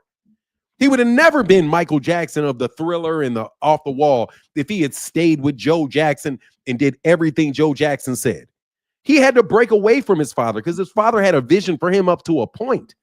And then at a certain point, your son has to take the vision for himself. Because how in the world is he going to raise his son if he never takes responsibility for himself totally? He never will, because he's going to be relying on his grandfather to raise his son. At a certain point in time, you're raised. You're 25 years old. You don't need your daddy no more. If you need your daddy at 25 years old, beyond emotional support and maybe financial support if you need it and you're working yourself up in your career. But other than that, you're a grown-ass man who's supposed to be having kids of his own. Not to mention Devin's a father himself. He just had a child. So Devin's a father himself. If Devin is a father himself, then Devin needs to put his father to the back and be a man and tell your father to sit down. Just sit down, Dad. I got it. Don't worry about the interview with Najee. You don't have to go on. Then I go on. What fucking sense does that make? But I don't even understand CG Cap's argument. I don't even understand what he's saying. Because what he's saying is this: to present his argument, he's saying that there are a lot of men, black men, that do not have fathers with them. Most of my male friends didn't have their dad in the house with them. So I completely understand that. And without your father, you can get screwed up. You really, really can. You won't know how to act towards women, or you'll act in a way that women want you to act. All kind of different things can happen when you don't have a male role model with you every day that you can pattern your life off of. My thing, though, is Devin Haney did have a father. Now he's a 26-year-old man. You don't need your daddy no more at 26, 27 years old. If you had your daddy from the time you were born till the time you're 18, and you can't be independent at 23, 24 years old, your father fucked up, period. You can have a father that fucks up. He can be in the house every day, and he can be a dick, and he can fuck up. So at a certain point in time, you got to be a man. You got to be your own. You got to take your own route. And I don't believe this idea that Bill says that the only reason that Devin Haney got committed to boxing was his love of boxing. No, his dad encouraged him too. You can clearly see it. But now is the time to leave your son alone, bro. Leave him alone. Let you planted the seed. It grew up into a seedling. Once you have the seedling, you can go away and plant other trees. You can go do other things and come back and check on that tree and make sure that that tree is growing straight. If it's growing crooked, you may need to, I don't know what you do if a tree is fucking up, but do that if you need to. I'm not trying to that, go ahead. No, go ahead. CG Cap, you can click the link and tell me how crazy I sound, bro. You can come up here and talk about your own argument instead of letting Fanon do it for you. Because all I said was you have fathers, but just because your father is there doesn't mean it can't be a toxic situation.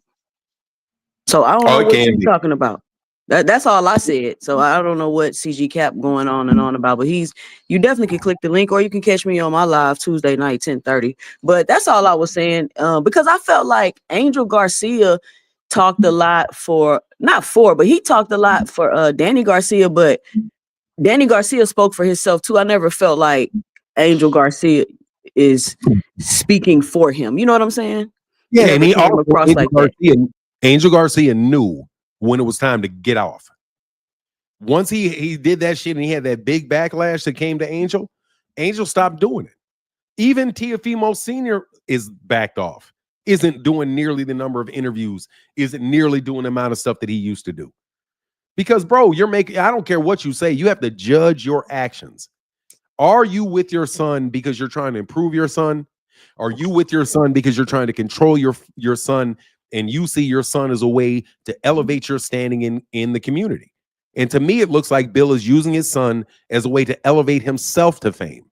Because without Devin, what is Bill? What is he? What does he have? I don't see that he has anything without his son. To be honest, he's totally dedicated to Devin. But it's backfiring at this point in time. Anyway, I'll let you go, Tucson. No, I'm good. I'm off today. I was finna say what I was finna say. Damn it, I forgot. Yeah, but it is backfiring. But I do want to see Devin come back and have a good fight. And I want to see the rematch with him and Ryan. Like, if Devin looks good, looks better, and Ryan's looking good, he's looking better. Did you get to see his media workout? Ryan? Yeah, I did. Ryan looks good. So I think that'll be a good fight. It was something else I wanted to ask you. What Shakur Stevenson? What do you think about the situation? Huh? Go ahead. I'm listening. What do you think about the situation? The newest rumors about Shakur Stevenson, how he left Eddie Hearn and now he's with Lou DiBella. I think that it's probably smart based on what I heard that the Lou DiBella signed a fixed fee deal with him, so that now the promotional fee is set.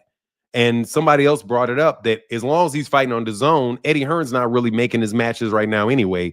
It's Turki Al-Sheikh making the matches and paying the money. So if you have Lou DiBella with a flat fee, then I think Shakur has more flexibility in dealing with other promoters because Lou DiBella does not have the baggage that Eddie Hearn has. What do you mean? What do you mean baggage? That Eddie Hearn has? Yeah, Eddie Hearn got a lot of baggage in the United States. Like, there's a lot of promoters don't like him. Don't like Eddie Hearn. And plus, Eddie Hearn is not long for the United States. He really isn't. because he has Jerron. The rumor Jerron is leaving. So if Jerron leaves, if Shakur leaves, I can see Eddie Hearn really starting to go back to the UK and really start focusing on the UK. Because if he doesn't have Turki Al-Sheikh, and he won't have Turki Al-Sheikh in 18 months, backing the fights in the United States, then Shakur is going to have to fight in Saudi Arabia every time he fights in order to get paydays out of Turki Al-Sheikh. So if you have a promoter in the United States that has good relationships, or at least I don't know what his relationship's like with Al Heyman anymore, but I know he's got a relationship with Al Heyman. I know he's got a relationship with Top Rank and Bob Arum. So I mean, it may give him more flexibility, you know. Does it seem as though they don't really have a real plan for his career at this point? Yeah, it doesn't. It doesn't. You're not going to have a real plan for your career outside of yourself if you keep signing with different promoters. So no, it doesn't. It really doesn't. I think Shakur is trying to find a nice place to fit in. That's not Top Rank. Oh, I'm glad you brought that up, the promoter thing, because this is what I want to ask you, and then I'm gonna land my plane and hop off. Yes, ma'am. Devin was talking about the free agency thing in his Najee interview, and I was thinking to myself, okay, it's cool that these guys are free agents, but if you look at it, all the free agents, as far as we know, Crawford, Shakur, Devin, they've all signed with Turkey. And I just started thinking to myself, where would they be? Where would they be when Turkey leaves? And what would they be doing if Turkey wasn't here? Like, is this free agency thing all this cracked up to be? Especially with you just mentioning, you know, you can't really have a plan for your career when you sign into this and sign into that and sign into this. So I don't understand, like, why are they encouraging other fighters or younger fighters to do that? I mean, well, you know, fast money is always attractive to people. And a lot of times when you read agreements with people and you work with people, the only thing that they see is the money. And because I like that money. And then they kind of eyes glaze over when you go through everything else. So I think the young people can always be moved by money. They're always, because people say that fighters are never afraid of anything. And I think that's bullshit, because for sure they're afraid of losing. And for sure they're afraid of going broke. So the first thing that they're going to look at is at the money. And if they're young and they don't have a good advisor, then they wind up getting trapped in situations where they get advances that they think is really their money, but they have to pay it back. And they really don't think through or have the ability to think through what the agreement means in totality, and also what it means as far as when they get out. So for me, whenever I read an agreement, before I even get to the money, I want to know how I can get out of it. Right. That's like the first, I need to know if this goes wrong, what happens. And fighters don't think that way. They don't think that way. So even if, like, I didn't listen to what Devin said, but I don't have to listen to what Devin said. I can look what happened to Devin. Right. What happened to Devin is that he's on an undercard, and he had to sue somebody to get placed on that undercard. And the reason he had to sue somebody to get placed on that undercard is because he didn't have a contract. And they basically thought that being basically a free agent works as long as you know you can win. And so if you don't know you can win, then being a free agent it could be deadly, because you don't have any fallback. So like if somebody loses, they have a 4-fight deal, then you lose the first fight, you still got 3 fights left. Right. But when you opt out of your deal and you go sign a 1-fight deal, if you don't look good or you lose, what's going to happen after that? You have to figure what's going to happen in your next step, right? And look at the risky side of it. So, like, for example, I think signing with Turki Al-Sheikh is a dangerous move for anybody right now, because you know he only got 18 months. He's only got 18 months left. Well, less than that now. He's got 16 months left. So, I mean, it's a funny situation, because everybody said, oh, he's got money, unlimited funds. And you believe what these people are telling you. You rely on that. I put the link in there, bro. I think I just did. There you go. Come on. There's the link. So, I mean, the long and short of it is, free agency is fine as long as you're winning and you can back it up. Because you have no security. Similar to, like, I now can take deals. If I wanted to do freelance, if I wanted to do, how can I say this, like freelance contract negotiation, I can get a deal here, I can get a deal there, I can get a deal here, I can get a deal there. I can get more money for these deals, but if I'm working with a firm, I know that I'm going to get deal after deal after deal after deal after deal, and there's a security in that. So it depends. It really depends on your tolerance of risk. So it's not for everybody, basically. Definitely not. It's not for Devin. Like, free agency is not for Devin. No way, because he's not a knockout artist. He's not a knockout artist. Everybody else, they like, look at the people that could really be free agents. Ali was a real free agent. He was a real free agent. Sugar Ray Leonard was a real free agent. Mike Tyson was a real free agent. And Floyd Mayweather was a real free agent. Those were the only real free agents that I could say I know of for sure. Ones that are so good and their names are so big that they can sell themselves, and all the promoter really is doing is kind of being there for the administrative work and for the and to set it up. If you're that type of guy, then yeah, you can cut a promoter a flat deal for this one. Oh, I'll work with Bob Arum on this one. I'll work with Don King on this one. And it depends on what offer Bob Arum gives me versus what offer Don King gives me. So that's Ali was a real free agent. He could bounce between the two. Same thing for Sugar Ray Leonard. When Sugar Ray Leonard came out, he was promoted both by Don King and by Bob Arum. So because he used basically the same model that Ali had, which meant that he could always work with either one of the major promoters. And sometimes he worked with both of the major promoters at the same time. So he could do it. Obviously, Mike Tyson could do it because it didn't matter if Mike Tyson won or lost. Because people still wanted to see Mike Tyson fight. So anybody would sign with Mike Tyson.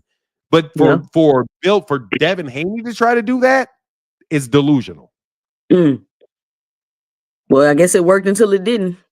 Yeah, exactly. It worked till it didn't. You know what I mean? What it up, worked till it didn't. What's up, 2 Cents? How you doing? Always I'm a doing pleasure. good. Hey, I want to get your thoughts, 2 Cents, on this Subriel Matias and Puello fight, because from what I understood, Gary Antoine Russell had a rematch clause with Puello. He activated it. Then he got moved to fight El Rayo. And so I thought the PBC was going to set up the big unification and kill two birds with one stone and get Gary Antoine Russell versus Puello. And I'm just surprised that they're making they okay Puello to go and face Matias.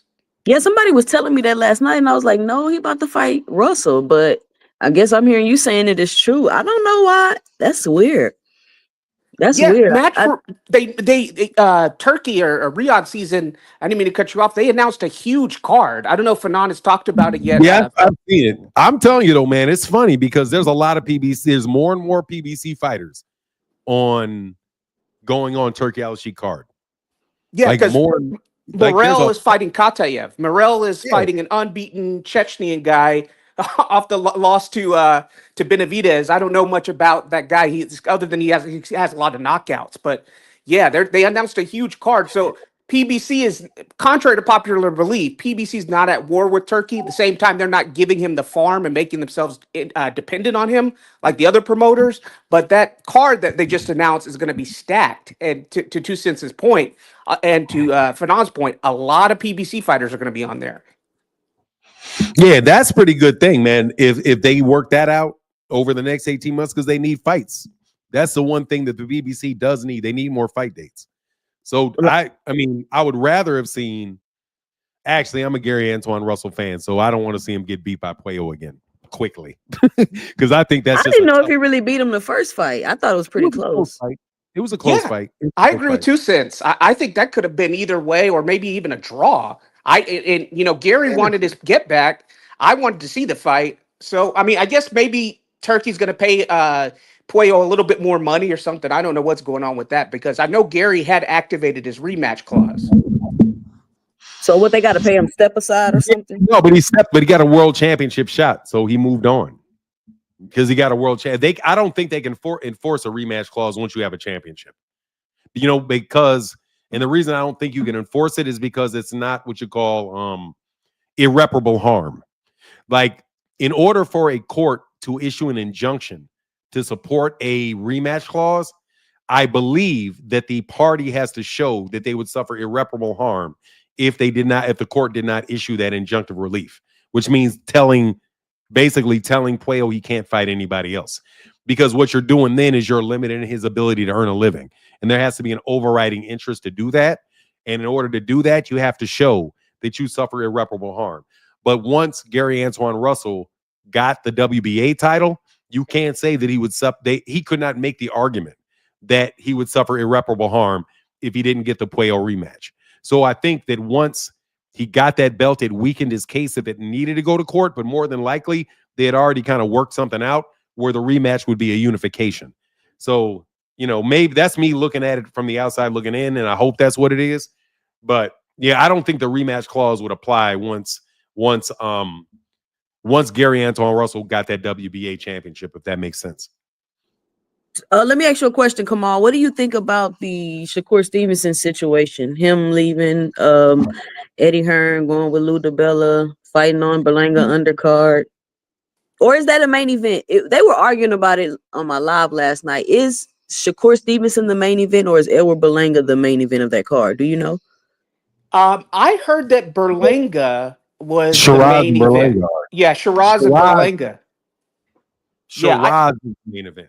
Yeah, that's what I heard. I heard it's the main event. And what I think about him leaving Eddie Hearn is it's not as simple as him going with Lou DiBella is going to make things over with the PBC. Because recall, Lou DiBella was responsible for that failed meeting with DAZN and Deontay Wilder, where John Skipper had to admit he was sorry because they lowballed Deontay Wilder on that long-term contract because they thought Deontay would just go over there and accept whatever they got and say, hey, look, I'll take it. And they thought he was so money hungry that he'd be willing to ignore, hey, how much is Canelo making? How much is AJ making? And so after that failed meeting, if you don't recall, Lou DiBella, the PBC basically cut ties with Lou DiBella. Yeah, and that's when Tom Brown started being the main promoter after that. Exactly. Tom Brown. And then what's the other one? Brittany Goosen. Goosen's also a promoter. And there's another one. There's a third guy. Samson's a promoter. Brittany Goosen. The main guy's Tom Brown. Then there's another one, Gary something. I forget, Gary Shaw or something Gary Shaw. Yeah. He comes to some of the he's does some of the I think more West Coast ones for the PBC. But Tom Brown is the main guy. Yep, you're right. So I think that with Shakur, supposedly from what I read, he also cut ties with Jay Prince. I mean, the guy had too many hands in the cookie jar, and so I could see why he was, so worried about the money, because he was giving so much money out with two managers and dealing with Eddie Hearn as well. So supposedly, you heard he got rid of James Prince. I heard that they cut ties. Yeah, I heard that I don't know about that. You're not just getting rid of James Prince. That's what I can't verify it for sure, but that's what I heard on I think it was BFTB. Well, his channel was reporting that. But yeah, no, Phenomenal Show. That was Phenomenal Show says that wasn't true. Dan Rayfield worded his tweet wrong. Real quick, Phoenix Assassin said to be a free agent, you got to have a name that carries weight. They want to be like Floyd. Keep trying, fake it, but we'll never make it. Tank is the closest. Yeah, Tank is the closest. Tank can be a real free agent because Tank has a fan base that will follow him. There's demand. There's demand for Tank fights like Canelo. Canelo can be a free agent and can fight these horrible fights that nobody's really going to watch. When I say nobody, it's relative because even on the best Devin Haney or Shakur Stevenson fight, more people are going to watch Canelo's fights, even when he's fighting these nondescript Euro bums that he likes to fight. So, I don't know about the James Prince. I just saw a report that maybe he parted ways, definitely with Eddie Hearn. It was somebody saying there was a comma. There was an issue with the comma in his original tweet. So it basically was a type. This is what they're saying is they missed a comma in Dan's tweet and misunderstood it and said Shakur left Jay Prince. So it was just a comma, He missed a comma in his tweet. Okay. And I'm glad people peep that. A comma can make a huge difference in what you're saying. Like a huge difference into the meaning. But go ahead, come on, I'm listening. I'm sorry, bro. Yeah, well then, yeah. Like I said, I had seen that on another channel. So but what the thing with that is with Shakur leaving Eddie Hearn, again, it's not going to necessarily make the tank fight easier to make because there's some burned bridges and hard feelings between Lou DiBella and the PBC. Because you can recall, Lou DiBella was essentially the public face of the PBC. He It was going was. on corporate media and he was saying, "Hey, look, we're not out here to take over. We're not trying to violate the Muhammad Ali Act. We're just trying to make boxing more accessible." He was the guy front and center. Then you had that failed meeting between Skipper and Wilder, and that relationship ended. And it was just, you could tell there was just like a massive public rift between the two, and then they just stopped working together. So those dynamics I'm interested in seeing playing out. And I wanted to get your thoughts, 2 Cents and Fanon, on your boy Clenelho Alvaroid making a lame excuse for his loss to Dimitri Bivol years later, saying he was only at 50%, his hand hurt, all this other stuff. Cash's boxing's cash cow and A side. If he was only at 50% going into the Bivol fight, he could have rescheduled that or canceled the fight. So I think, and the fact that he hasn't even tried to rematch Bivol since then just goes to show you that this excuse is like whining and BS. I want to get your thoughts. Did you guys hear that? I know I sent you the articles for on Canelo's excuse making. But come on, Yeah, I let me watched get the this I here watched before the you leave, interview. Jamal. Hold up, 2 Cent. Hold up, 2 Cent. I want to clear this up so everybody knows.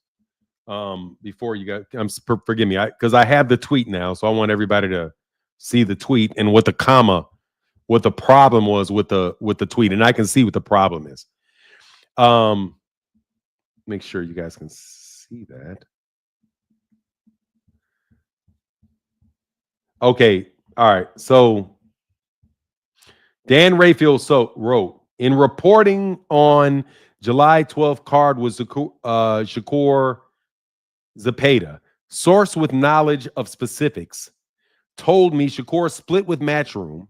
That comma should be, and his manager, James Prince, has hired Lou DiBella as his promoter for the event to keep an eye on stuff, handle behind the scenes stuff, maybe do some media. So the problem came here with this comma. In reporting on July 12th card with Shakur Zapata, sources with knowledge of specifics told me Shakur split with Matchroom, comma, and his manager, James Prince, has hired Lou DiBella as his promoter for the event to keep an eye on stuff, handle behind the scenes stuff, maybe do some media. So pretty much it's an issue with how people read that comma. It's that James Prince hired Lou DiBella. Does that make sense now? Come on, you're on mute. Come on. Yeah, it makes sense. It makes sense. Like I said, I just saw it in passing on another YouTube channel. Yeah, that's fair because people would run with that and say James Prince got fired. In order to fire James Prince, you need more muscle. So I would just be interested in who's the muscle that allowed him to fire James Prince. Yeah, because we all know the story of Al Heyman, Floyd, and James Prince and how that situation led to and why James Prince doesn't have a business relationship with the PBC. So again, that's another complicating factor for making a Shakur Stevenson and Tank Davis fight. I think that's probably the biggest one is the James Prince issue. Well, they say they're willing to make the fight. That's what they say. That's what they I've say. heard James Prince saying that in the media lately. He's willing to quote unquote make the fight, but we'll see. And I always wonder because I've never seen Jay Prince work with anybody but Top Rank. So I was like, if Shakur leave Top Rank, who he gonna work with? And really, it seems like since he's left Top Rank, like he just don't got no plan for what he's doing. And I was wondering if he's really with Eddie Hearn like that, because I think for him to walk away, he wasn't really signed to nothing with Eddie Hearn but a 1-fight deal, which is or one with an option, something like that. Yeah, which is what he said he didn't want when he was approached by Espinosa and PBC. Well, it just goes to show you again the many contradictions of this kid because he said he said he wants to fight Tank. That's his dream fight. It's more than boxing. It's business. It's personal and all this stuff. And then he doesn't take the steps to fight Tank. And then he seemingly signs the same kind of fight, same kind of deal that he turned down from PBC to go ahead and go with Eddie Hearn. So again, it just goes to show you for those of us who are looking at the situation, again, it goes to show you the hypocrisy of this kid. But hopefully with this relationship with Lou DiBella, if they can Lou DiBella can straighten things out with with the PBC series and Leonard Ellaby, who I think Leonard Ellaby is now the official promoter of Tank, or he's the president of his company or something like that, then they can make that fight whenever. But yeah, Shakur wasn't trying to fight on a one fight deal against Tank Davis. He was doing everything he could not to do that one fight deal because he wanted to build himself up and get more money. So if he lost that fight, either in a getting knocked out or a boring unanimous decision loss to Tank, then he would be his leverage, his star power, his market value would have taken a massive hit. So he wanted to get some more fights in there, and then I think eventually his goal was to get some more money before fighting Tank. Yeah, but Yeah. he literally went somewhere else to where it would be difficult to make a fight with Tank because of the Exactly. relationship with Lou DiBella. But this is what I want to say, and I'm about to hop off. I seen that Canelo interview, Kamal, and I also noticed that he said he wanted to rematch Bivol, and that's the only fight he'll take at 75, which let me know don't even ask him about Benavidez because it ain't happening. That's right. That's right. He's ducking Benavidez. He doesn't want that fight. And again, Turkey, who did all this talking about making Benavidez and Canelo, trying to do that, the fight the fans want to see, in his words, he's full of it because he's overpaying Canelo to get out of the Jake Paul fight, paying him and to potentially fight Shiraz again if Shiraz, I guess, beats Berlanga, and giving 4 fights that really the public doesn't want to see. So you're not gonna ask Canelo to fight him again. Canelo can hold those belts hostage at 168. You got my guy, what's his name? Christian and Billy, he can't even be named the WBC mandatory. He has to go the IBF route. So Christian and Billy is going to fight an undefeated Frenchman for the IBF mandatory because we know the IBF will strip people because they stripped Bumlovkin twice, they stripped Clenelho twice, they've stripped Crawford. They're the only sanctioning body that does the right thing. So it's good. Before you go, 2 cents, I just want to get your comment on this. Aren't we glad that David Morrell Jr. has not been put on the shelf? He's coming back. I was afraid because he acquitted himself well, even in a loss to Benavidez. I was afraid that he may get sidelined or he wasn't going to be as active, but no, he's coming right back. And I think his stock went up, even in a loss, one of those rare instances in boxing. What are your thoughts on him coming back? Yeah, well, I felt like after that fight with Benavidez, they were going to start building him up. That's how I felt. I didn't think they were going to put him on the shelf because he put up a good fight. It was a decent fight. It was an entertaining fight. And I don't see why they wouldn't start building him up. And then in the future, we could possibly have a rematch with them too. That would make sense to me. Absolutely. That was a great fight. I mean, to me, that fight was better than the 2 Beterbiev and Bivol fights, honestly. I mean, there's more drama there. And I'm not saying that the Beterbiev and Bivol fights were bad, but it was just, to me, more exciting in terms of Benavidez and Morrell. And I would love to see a rematch, especially because, these guys are going to build themselves back up in terms of Morrell and then get to a point where Morrell already has a fan base. He's got a massive fan base in South Florida, being Cuban, and then he lives in Minnesota at the Armory. Those folks came out to see him on the PBC card. So what are your thoughts on his opponent? His opponent, I don't know much about him other than he's from Chechnya in Russia, and he's a knockout artist. I think he's at 90% knockout rating, 10-0. What are your thoughts? Do you know anything about Morrell's upcoming opponent? No, I haven't had any time to really look into it, but I'm gonna look into it when I get some time. But Fanon, thank you for letting me come up and give my 2 cents. Kamal, it's always good talking to you. I'll holler at y'all next time. All right, for sure. All right, for sure. Thanks. Oh, sorry, come on. I mean to take you off. So, Fanon, I did want to get your comments on, maybe you could even do a video on Canelo's excuse making. He's boxing's face of boxing. Corporate media will say that all the time, including in the interview. Mike Coppinger, he wasn't even unsolicited, said Canelo's the face of boxing, boxing's cash cow, and this stuff. His excuses about going into the Bivol fight, knowing that he could do whatever he wants in terms of canceling that fight, delaying it, if he was truly at 50% going in, and if his hand was hurt and all this other stuff, and the fact that he hasn't even attempted to rematch Bivol yet. I mean, isn't it contradictory, all that information? I want to get your thoughts on that, Fanon. Yeah, absolutely. Yeah, it's incredibly contradictory. Clearly, he's in a victory lap.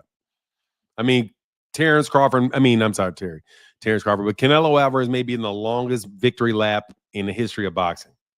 I think he's been on a victory lap since the second Gennady Golovkin fight. And that's why when we talked about like who can be free agents, Somebody can be a free agent when they have a fan base that they can move with them. Because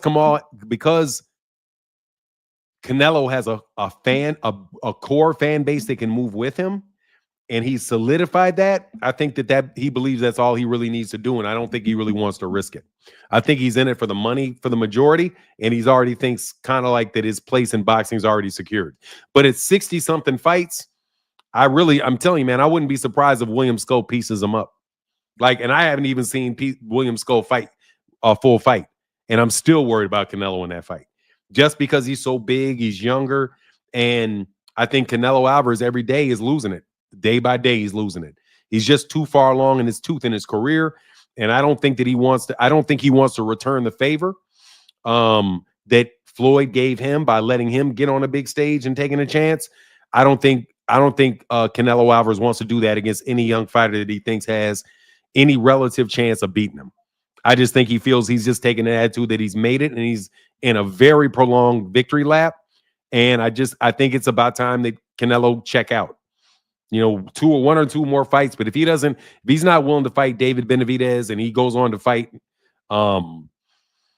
just a bunch of nonsense fights, he's just in an extended exhibition. That's what it looks like to me. And I agree with you. So here's my point. I agree with everything you just said. So what's the point in him holding the division hostage at 168 by holding on all the belts? And we could say belts don't matter to a certain degree for fighters who can be free agents like Canelo, or fighters like Tank who are the faces of boxing to a certain degree, money men. So why is he holding the belts hostage at 168 when guys like Christian and Billy, or even David Morrell, if he was the full champion and still at 168, when they need those belts, they need that opportunity and the credibility that comes. Why is he still paying those sanctioning fees? To me, he should, if he has that attitude that he has, fine, but drop the belts and let other people fight for them. Yeah, it would be nice, but they ain't going to do it. They're going to hold them belts and put them in the middle of the ring so the sanctioning bodies can all see it. Their belts can be seen by the most people. But, it is what it is, man. It is what it is. Until sanctioning bodies can really be funded by something other than just the money coming from the fighter's purse, they're always going to be in a situation where they are competing against each other and, competing each other for the fights that bring in the most money for them and their fees. So just kind of a jacked up situation. But yeah, I just think Canelo's retired. And I like that David Benavidez just went on ahead and started fighting people like, look, I'm going to make my own name, because I think David Benavidez is a fighter or two away from real stardom. He just needs an opportunity to get in there against a big name. But unfortunately, Canelo's never going to give it to him.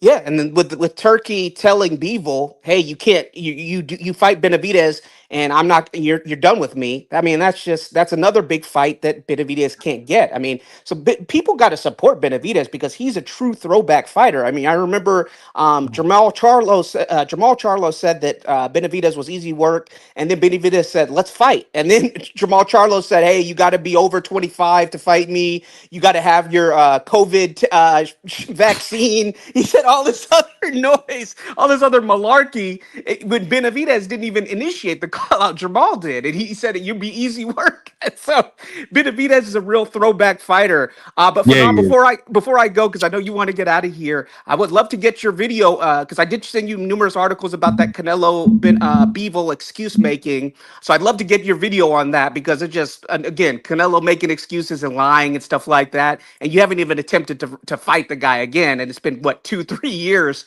And then salute to John Cena passing Ric Flair, 17 championships, WrestleMania, defeating Cody, the son of Dusty Rhodes, last night, Fanon.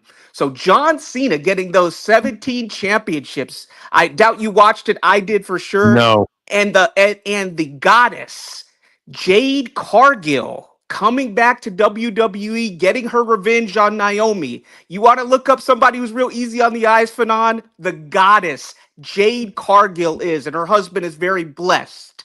With that, I'm out. Thank you, Fanon. Hold on. Don't go. Okay. I'm still here. Oh, yeah, Jade Cargill. I know her. Ooh-wee. Oh, yeah. She's fine as shit. She's a 10. Man, we gotta do our moment of silence for the Pope.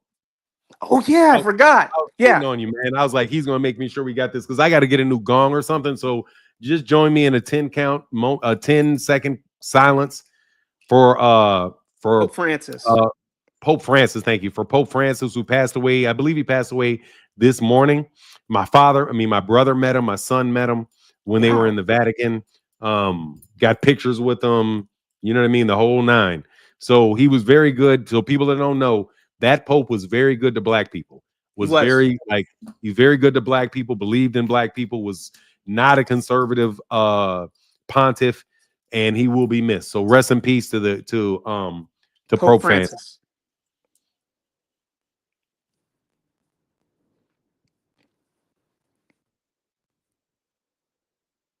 All right, man. That was our 10-second silence count for the Pope. All right, brother. And maybe yes, the sir. next, they were talking about before Pope Benedict, who preceded Pope Francis, that the next in line was going to be a Nigerian guy. So maybe they make an African the next, because really with Catholicism and a lot of Christianity, the West, probably many countries in Western Europe have more Muslims than Christians. So really Christianity is really just developing in basically the third world, especially in Africa and Latin America.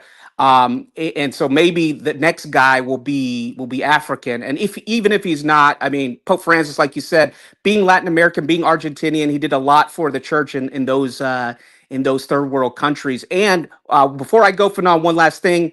We got the NFL draft coming up. I never understood those people who want to boycott the NFL because of something stupid proclivities.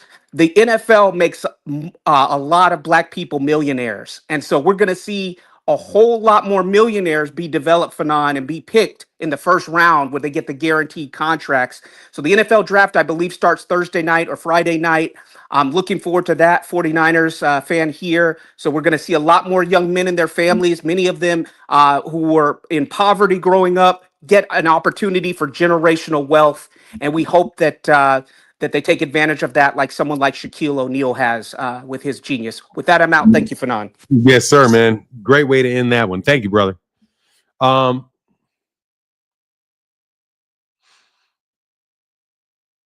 What shit don't mean shit? No, I mean Catholicism is probably my favorite sect of Christianity. Honestly, I was raised in a Baptist church, and then when I moved to New Orleans is heavily Catholic, and my wife is Catholic, so I was married in a Catholic church. I'll take the Catholic church over the Baptist church any day. God dog, man. Yeah, shout out to generational wealth, but no joke, bro. I would if I had to be in a Christian church, I would rather be in the Catholic church than any other Christian church. Even though I can't really speak on Orthodox Christianity as much because I've been to some Greek Orthodox churches and I enjoyed the Greek Orthodox church the same way that I enjoyed Catholic church. It's just that the Baptists, man, God dog, do we really need 3.5 hours of lectures every day and 15 cup pass and 15 plate passes? So I'm a fan of Catholicism, generally speaking. So rest in peace to the Pope. And again, man, for him to see my family members and welcome them in, I thought that was a big thing, man. So no, I'm a fan of Catholicism as a religion because Catholicism always allowed other religions to keep their religion underneath the umbrella of Catholicism. So you see a lot of ancient religions that are still practiced under the guise of Catholicism. Now, to the guy that said, I'm tired of listening to Fanon because Fanon forgets names. You can go away, man. I do understand. Bro, you come here every day to complain some way, hoping that you can say something that would drive my supporters away from me. It's not going to work, dude. It's not going to work. I thought the Catholic Church been molesting boys since 1800. Shit, the Baptist Church been molesting boys since 1800s. Kidding me? What church has not been molesting boys? Let me know. I don't know of any religions that ain't got somebody playing around with boys. The fact is, you need religion because of that. They need to give those pastors' wives, though. You also need 10% of your income to some church. That's Baptists that say that. Black folk want 10% of your money. I never heard a Catholic church tell me that I had to give them 10%. I heard Southern Baptists tell me I need to give them 10%. And I told them, hell no, I'm not coming back. You're non-religious. I mean, that's fair. I'm just saying, I appreciate most religious sects, because regardless of what you think about their cosmology or their creation theories, they give tools for people to live their life in a righteous way. You know what I mean? I got in a discussion with my son about Elijah Muhammad, because my son refused to call him the Honorable Elijah Muhammad. And I was like, man, you should call him the Honorable Elijah Muhammad, because that's what his followers call him. And he's like, oh, well, you know, he's full so much bullshit, and, you know, talking about Yakub and this and that, and how what he says was bullshit. And I was like, hey, man, okay, think about what the Christian church says, or about what Islam says about the creation of the universe. All of it sounds like bullshit. So it doesn't sound any more bullshit to me than what I learned in Christianity. I was like, oh, you sure? Yeah, that's what happened.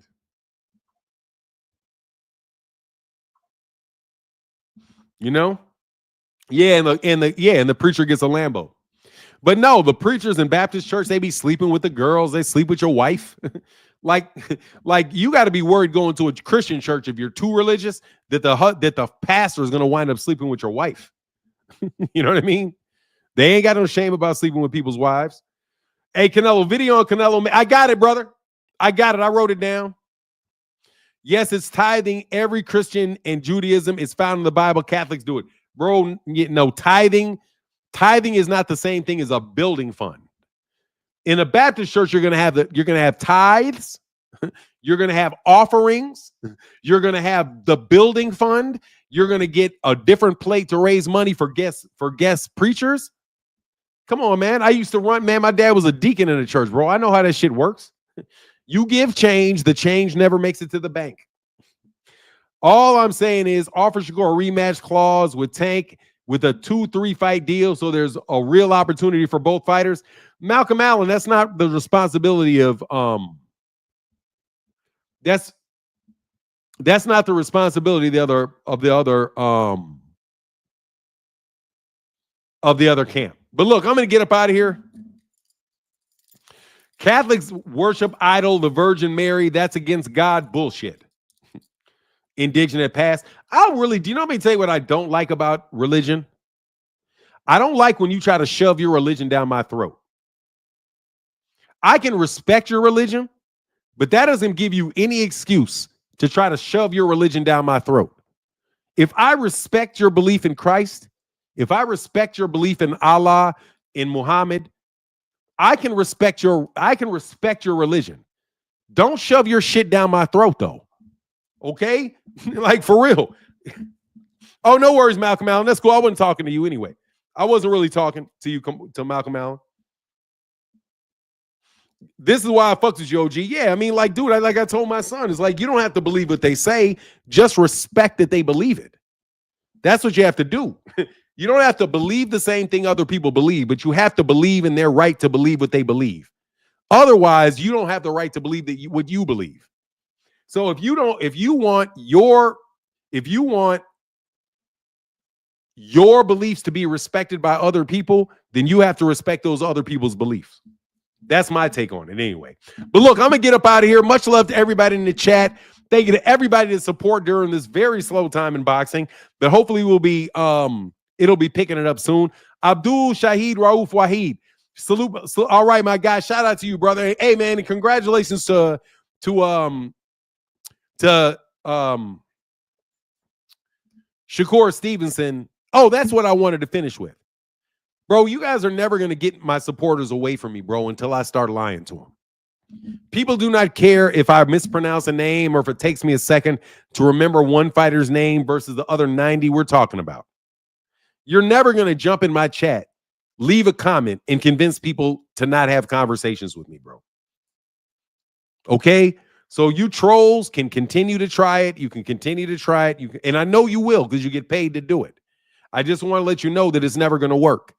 So you can tell your bosses that it's never going to work. I know it's never going to work, but I appreciate you continuing to try. You're not going to take my followers away from me by coming in here trying to nitpick me, because everybody knows me. Everybody in the chat knows each other. And you're some outsider that's trying to act like you are some organic boxing fan that's frustrated with me. Bro, I've been on here for 7 years. And nobody cares if I stop and I say, oh, Shakur Stevenson, because Floyd Schofield drops, because the name Floyd Schofield passes through my mind first. Anyway, with that, I'm out. Take y'all bum asses somewhere else. And I'm not talking to my people. I'm talking about you bozos that think you're going to stop me. Much love to everybody in the chat, everybody in the super chat. Thank you for supporting me. And with that, I'm out. Deuces.